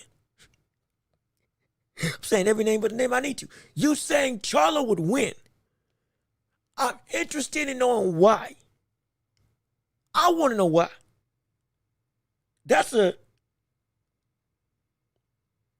interesting sentiment. Because I personally would think that at their best, Spence would have beaten Charlo. Because a couple of what was that fight? What was that fight that he was in that was incredibly close? It was, let me see. Let me pull it up. Let me pull it up real quick. Hold on, give me a second. If it was the fight that he had against, yeah, the fight that he had against Castano, the fight that he had against who was it? Like the fights with Castano, the fight with, what was the other one? Tony Harrison. I think were the two fights that had me saying I don't think Charlo could beat Spence if they fought. Because it was such if Spence was in those same situations, I don't think it would have been, it wouldn't have been, to me, a point in time. Okay, yeah, you could get yourself out of that hole if Spence was the one that you were fighting against. I just didn't see it, and I still don't see it. Because I think again that break them down, rock them up, beat them up, bludgeoning type of power. One, would have been able to carry up, and two, would have worked against the likes of Charlo. Though again, Charlo getting with the jab and all that stuff, the skill set is phenomenal. Absolutely. But it is just like when Castano pushed him, it's like when Tony Harrison really pushed him, beat him. Spence would have been able to do that same thing, but on a completely different level than those two. So I don't know if I could say that he would have beaten Spence in their prime. It would have been a great fight, no question. I just don't think I'm just thinking I don't think he would have beaten him. Or at least I don't think it wouldn't have been that, oh yeah, Jermell would whitewash him. At minimum, it would have been as much of a tough test, or it would have been a tougher test than the likes of Castano and Tony Harrison. But if it got to that type of test, I think Spence would have been able to come out on top if they fought against each other. So again, just my 2 cents on the matter. I personally liked Charlo's skills. I do too. I'm not saying he's a bad fighter. No, I'm not saying he's a bad fighter at all. I get it. And like you liking Charlo is for very good reason. If you think he would be like Spence, I get it. And he's still, again, higher weight as well. That also plays a factor. It's just, maybe it's the, maybe I'm looking at it through the lens of that last fight with Canelo was still clouding my judgment of what I see Charlo is as a fighter now. Maybe that's what my problem is. Maybe that's my issue. I think that is such a bad blip in the career of what we see with Charlo that I'm still having that as the definitive fight. That I'm basing my whole identity about who Charlo is as a fighter right now. Though that isn't the case. It could be the case. We don't know what he's going to look like when he comes back. But it's not necessarily what he's been his entire career. You're right. You're right about it. You're absolutely right. Again, he knocked out Castillo in the second fight. Though it was, again, another competitive affair. I think, what was it? It was an uppercut, short hook, something like that. They put him down. Had him slumping to the floor. I watched that fight in college. I remember. So, yeah. So maybe I need to rethink, per se, how I go about evaluating my thing with Charlo specifically, because I might have an implicit bias against him that might be holding him back from being something more in this potential fight scenario for me. And I got to make sure I get that right. Let me see. Castillo also whooped Spence in the amateurs. Charlo versus Harrison 1 was controversial. Yeah, it was. Charlo versus Harrison 1 was controversial. Second Harrison fight was definitive. He beat him. And then, now I didn't know that Castano beat him in the amateur. I didn't know that. I did not know that. That's news to me. That's news to me. I'm hopefully I can find some footage on that. I didn't know that. Wait. Sachs and Castillo. Wait, hold on. Time out. Who fought who? Wait a second. Hold on. Hey, look at this. Who fought him? We got some Hold on. Who fought him? Was it Spence fighting? Did Spence fight Castano? Or did Spence fight Castillo in the amateurs? Who was it? I ain't trying to get confused now. Lord knows, I already went through the Gary Russell situation. I don't need these names being so close together. Oh, Lord. I can't have that, because if so, oof indeed. That can be bad. Let me see. Spence not the guy anymore ever since he got a rocket launched out of that Ferrari. And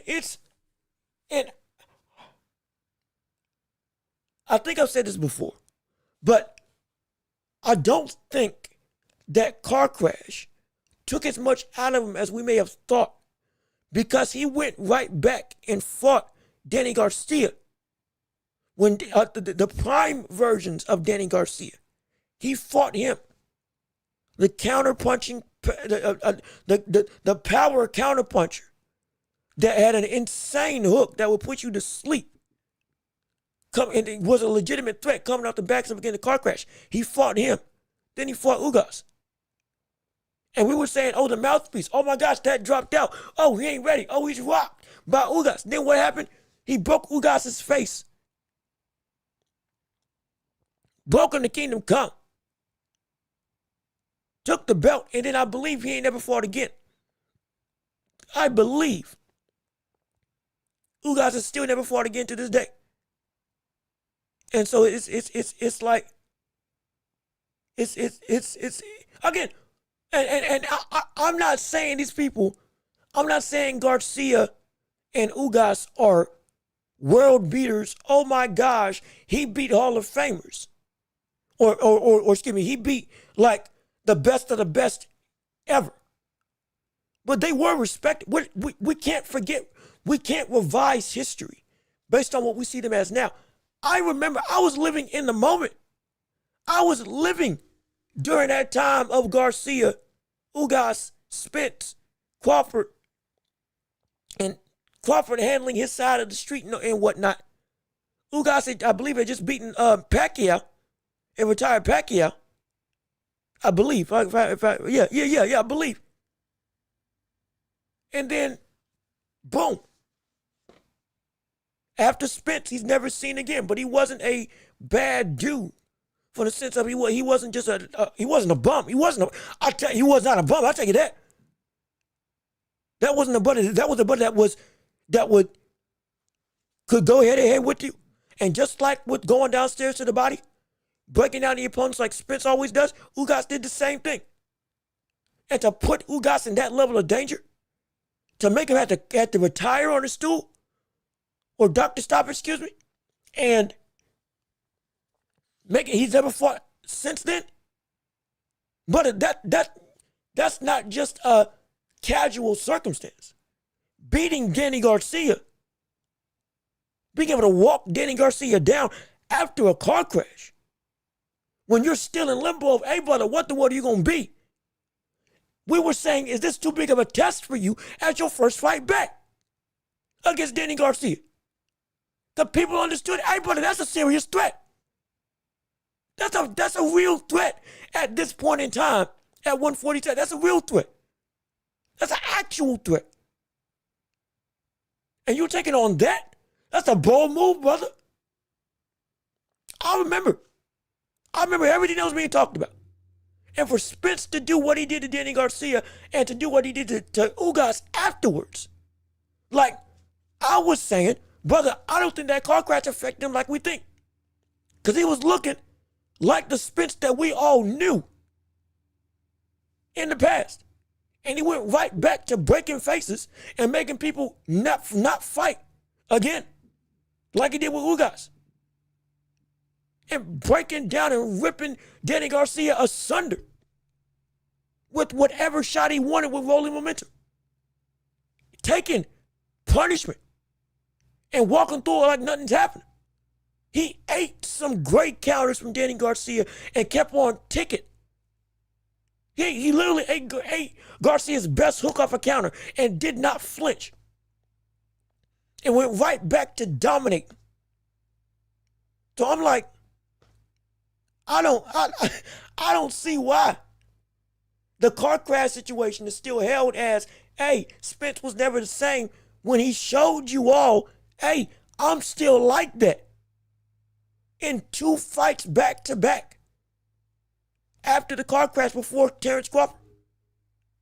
That car crash, well, he was looking right as rain. In the ring. Between those 2 fights, he looked great. I didn't see what people were saying with the fall, from my perspective. That's why in the build-up to Crawford versus Spence, I never used the excuse of the car crash as to what this fight's going to be like. Because I said in my breakdown, hey, that car crash didn't affect in the way y'all think. Because the last 2 fights this brother's been in, he's done work as if he never left against people that we all respected, that were legitimate threats at that point in time. He's back. This is the fight we wanted to see. And we're ready to see it, absolutely. None of the fight, he just got dominated. He just got beat by the better brother, plain and simple. But I don't think that car crash took that much of a lasting effect on what this brother was, because if so, we would have seen it in those other 2 fights against people that were also heavy hitters that could crack and could expose. Oh, there's still some problems lingering from Errol Spence Jr. But he didn't. And he beat him soundly. And he did it in the exact same fashion like he had done to Kell Brook and many others beforehand. And nobody was saying, oh man, this brother ain't the same. The only time they were saying he wasn't the same was years after that fight with Crawford. But these problems would have came up before Crawford. But they didn't. They didn't. So no, it wasn't the thing. The car crash was bad. The fact that he looked that good post-car crash was incredible. Was phenomenal. It was like, oh my gosh. It was as if he didn't have a crash in those 2 fights before Crawford. Because it was like he looked like he was doing great. So I never got it. Because if any problems would have arose, they would have arisen then. It would have arisen immediately when we were saying you're coming back too soon from this car crash.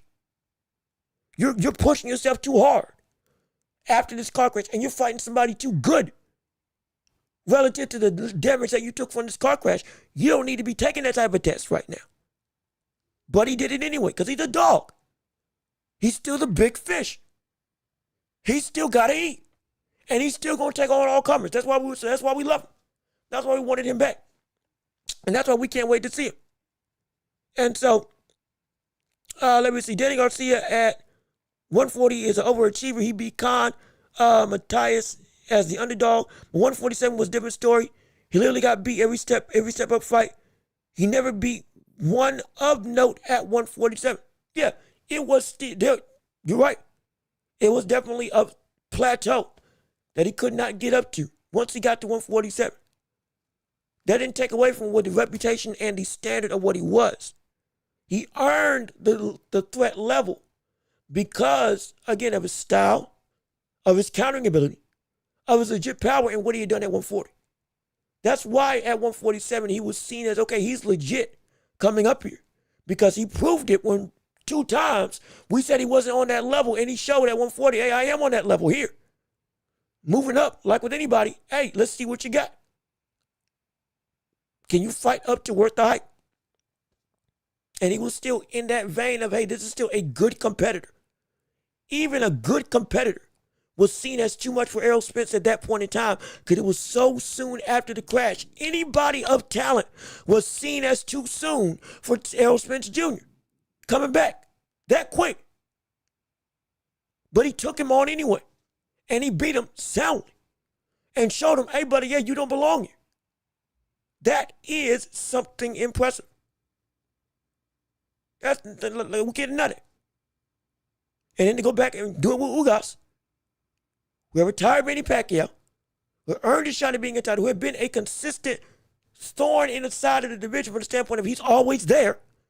He was always there at that point in time as a legit title contender. And you fight him and you beat him. Again, impressive. Isn't he impressive? Let me keep on reading. We're going to do a few more, then we're going to get out of here so that we can enjoy the rest of the day. And I do need some food. Let me see. Why do people get fast cars and crash them? Again, it's people love cars. People love speed. A lot of them can drive. A lot of them can't. I don't know why they do what they do. Hopefully I can get rich. And I can tell you why they want to do it, though I ain't going to do it because I sure enough ain't trying to crash. I tell you what, if I get an inexpensive car, I'm driving 35 because I want people to see it. I ain't trying to speed through, but I'm saving gas and I'm cruising with my windows down, my drop top down, and my music blaring. We going through and we listening to nothing but bass, smooth jazz, and elegance. That's what we do. Bass more than anything. We're gonna. I'm gonna cruise around with the soundtracks of Spike Lee movies going by, just to get the attention on me. I want to be seen. No question about that. So hey, look, once I get rich, I ain't gonna tell you what it's like to be fast, but I'm gonna tell you what it's like to have a car. And you gonna tell me what it's like. We all gonna make some money off at this community. I guarantee you this. I promise you that. You a part of us. We all gonna come up some way or another because we are just that great. I promise you that. But hey, brother, I don't know why they do what they do. Once I get there, I will tell you. I will tell you that, brother. I'm telling you, man. The fact that he got out of that crash, brother, that's something serious. That's something serious, man. That man, he should have, I'm not gonna lie, he should have died. He should have died in that crash. But God looked out for him. Cause boy, he played with some serious fire that day. Thankfully, he was able to come back and still be what he is. So it's something serious, man. It's something serious. But let me see, last couple of chats and we get ready to get on out of here. Did you ever see Maidana versus Morales? No, I never got to see that. Again, I've got a litany of fights that I'm trying to go back through and copiously comb through. Like I said, there's a lot of boxing history I'm trying to keep on learning and catching up on. So I'm not trying to there's so many fights I ain't gotten to see. I haven't even gotten to see the entire trilogy, at least in full, like sit down and watch, of Gotti versus Ward. I ain't. I've been through the Ali Wars. Went back and watched with the modern day with Fury and Wilder situations. We've been having so much stuff happening in boxing right now. I haven't even had time to really go back and watch the past fights like I want to. Couple that with anime. Lord, I'm trying to couple that. We're trying to catch up with anime because some of y'all are anime fans. And we want to keep in touch with each other, and then try to keep up with boxing. Also trying to study film for boxing today and trying to make money with this thing. And outside of this YouTube channel, like shoot, but I ain't got no time for nothing. I barely got time to sleep. Oh Lord, I barely got time to sleep. Oh man, so it's insane. But look, I think last call for the championship rounds. Like I said before, it is still the championship rounds. Whatever you want. Oh well, wait, no, there was something. There was something we need to touch on. It was. Hold on. Wait a minute. There was one more thing we didn't touch on with this show before we get out of here. What was it? Where was it at? Somebody put it in the chat. Hold on.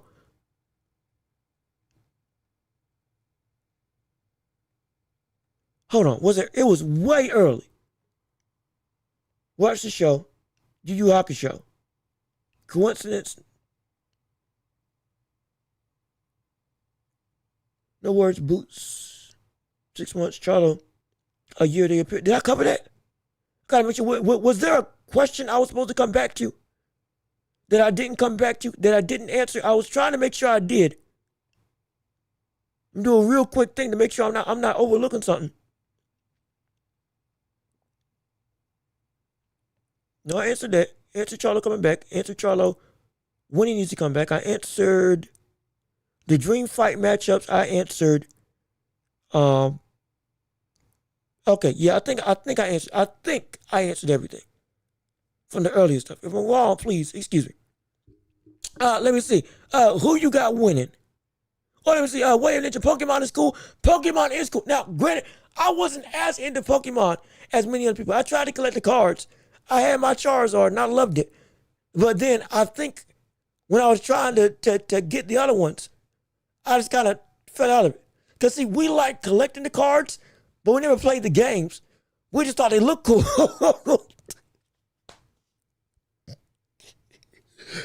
My friends, we just thought they looked cool. So we just got the cards. But I never actually learned how to play. Which is insane. But no, it is a dope franchise. And I do like it. I do love it. I do watch it. And again, Jesse and James were my favorite characters on the show. I don't care what anybody. Forget Brock, forget Ash, forget all of them. Jesse and James were the best comedic thing on that show. Rest in peace to them also. Sadly, both of them are now passed away. Incredibly young. Crazy young. Like a year after each other. It was insane. Oh my gosh. That happened like a couple months ago. It was ridiculous. Man, I was hurt when that happened. Prepare for trouble and make it double. Brother, that was my phrase. That was my thing, man.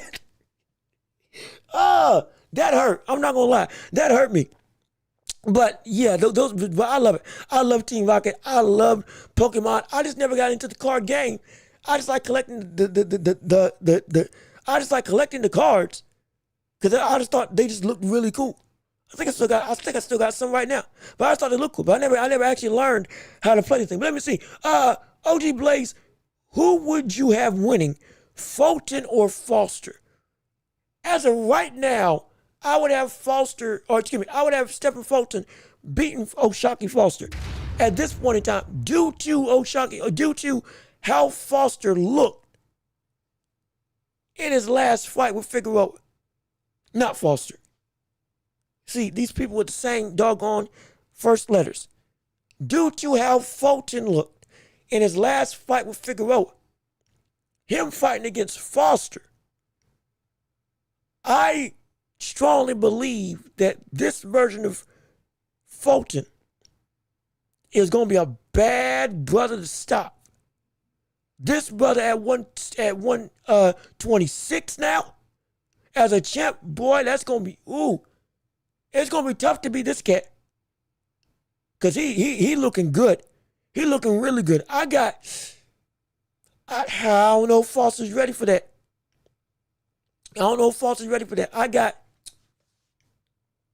And like I said, I'm going to study some film.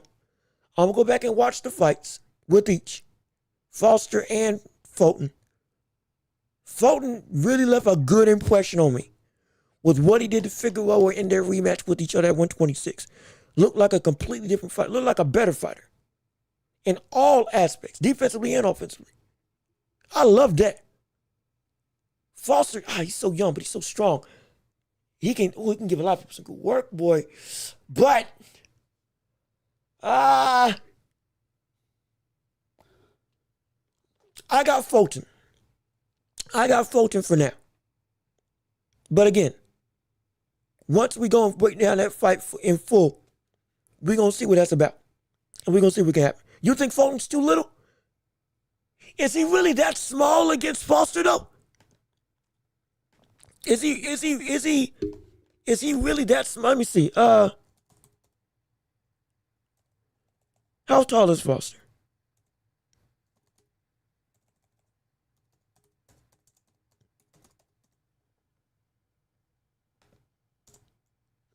How tall is O'Shaquie Foster real quick?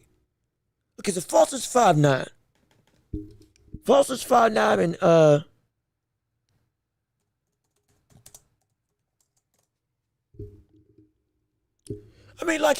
Foster's 5'9", Fulton's 5'7". Foster, again, fought against Brandon Figueroa, who was also 5'9".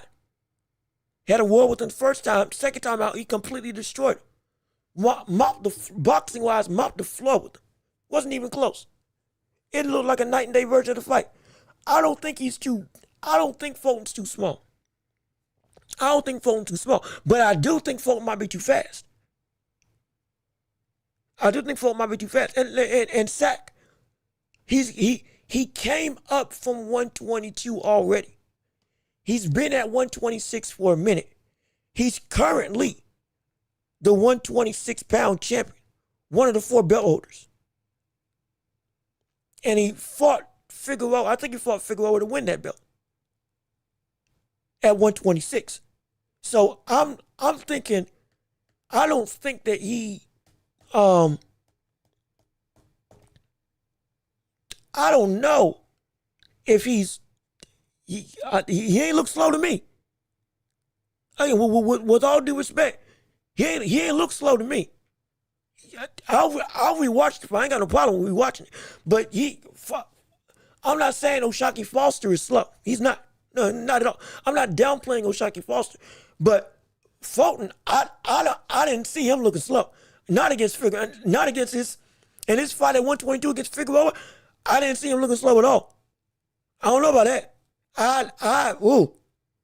Them Timberlands and jeans, boy, he went to work. Let me see, Canelo, undisputed being, Canelo, excuse me, hold on, wait a minute, before I read this chat,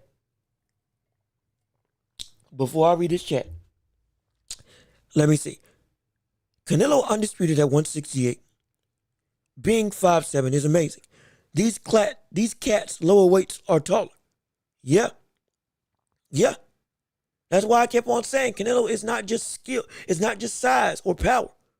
But he don't get to be 5'7" fighting at light heavyweight and winning. Fighting against people that are 6'1", 6'3", at 168 and winning. You don't do that by just having power. It's ridiculous when you think about what exactly Canelo is accomplishing. Being that small, but being this dominant. Making it most of the time a whitewash win that he doesn't have any trouble with at all. Like it's indeed incredible. It's phenomenal. I'm shocked people don't come to that real. Mind you, I've been saying this to make sure I keep everything into perspective with what exactly we're seeing with the greatness of Canelo Alvarez. Because I can talk all the while I want about what he hasn't done with Benavidez. I got to make sure I don't overlook what he has. But shoot, brother, when you actually think about it, yeah, this man's insane. This man is insane what he's been able to do. It's ridiculous. Let me see. Sack, Lord of the Rings or Star Wars? Ooh. Yeah, Lord of the Rings. It's Lord of the Rings. Lord of the Rings. I'm sorry. And I'm actually, no, I'm not sorry. Because me and my pops, we watched Lord of the Rings all the time. We watched it in school. We had to do class reports on it. We read not just the books, but the prequels. The creation of the rings. All that. We read through it all. Before Bilbo went on the treacherous journey through the forest of spires. No, we read through all it. Saw on and on. No. I have been as a now. Granted, I'm a sucker for fantasy. I'm a sucker for fantasy. So a little bit biased there also. But I love them both. I do. One of my favorite series of the Star Wars franchise is Clone Wars. As a whole, used to wake up and watch that all the time. Oh, if you haven't seen Clone Wars, Star Wars: The Clone Wars, either the 2003 version or the I think it's 2009, 010, when they had 8 seasons animated on Disney Plus or wherever you can find it, phenomenal. But I gotta pick Lord of the Rings. I got more memories with them. I watched it with my pops and my family all the time. It's one of my favorite franchises and just shows outright. I love it. I love it. I love it. So personal thing, but I got to pick Lord of the Rings. But let me see. I never saw Game of Thrones. I saw Game of Thrones in passing. Because it was really popping when I was in college. But I was more so outside playing ball or hanging out. And I never got into the franchise as much. And thankfully I didn't. Because, brother, that ending was, a lot of people, that ending hurt. That ending was horrible. You couldn't even see the ending. Which is ridiculous. It was literally too dark to see the final battle. But the story beforehand, majestic. Ridiculous. Absolutely phenomenal. Absolutely incredible. Let me see. Game of Thrones, Breaking Bad, my all-time favorite. Breaking Bad is I'm on the last season of Breaking Bad. It's cracking my top 5. I'm on the last season of Breaking Bad. It has cracked my top 5 for series. It has. Brother, once the twists and turns, Walter descending into more maniacal, cold-blooded stuff, his wife joining him. It's so good. It's so good. And you know what? I would have never thought that the pacing of that show would have drawn me in. It drew me in. It definitely drew me in. And now I'm on the last season. Oh yeah, no, it's before even finishing the series, it's cracked my top 5. It absolutely has. Let me see. I actually went to Lord of the Rings college. Hold on, wait a minute. I went to actual Lord of the Rings college in my city in the UK. The actual college where Tolkien was a student. Really? Wait. So you went to the school and you never once saw it? How? That what? Huh? Hey, look at this. We got some problems here. You weren't exposed to it in the slightest? Dang. Wow. That's shocking. I'm not gonna lie. That's a little bit shocking. I never I never thought about that. That's shoot. And let me see. It was Sarho Mill, Hall Green College, UK.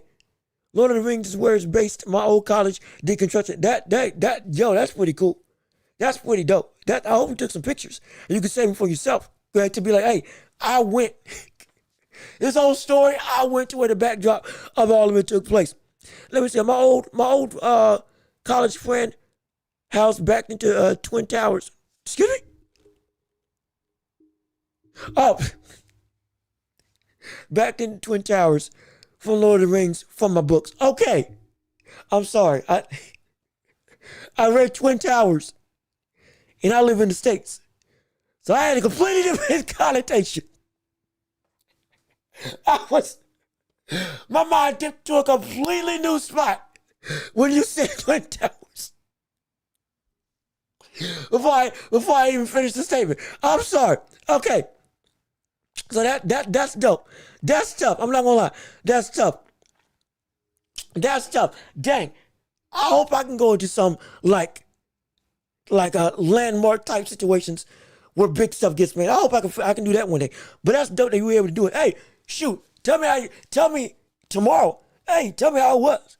Tell me how it went. Tell me about your experience. I would love to hear about it. But when we have more time, because sadly, we got to get out of here and start ending the show. So we're going to wrap this up and send this on with all of our hobbits and wizards and whatever else you're going to call yourself as. Creators. What was it that Kim and our chemist, for us that watch Breaking Bad, all of us that come through with us, man. I'm glad that you're here. You thought I meant to. Yeah. No, yeah. Ninja, you doggone right I did. But I was shook for a minute. I was shook for a minute, man. That's why we keep saying, brother, never forget those two words. Those two words make us pause. Just for a second. Cause we gotta be sure we know what's coming down the pipe.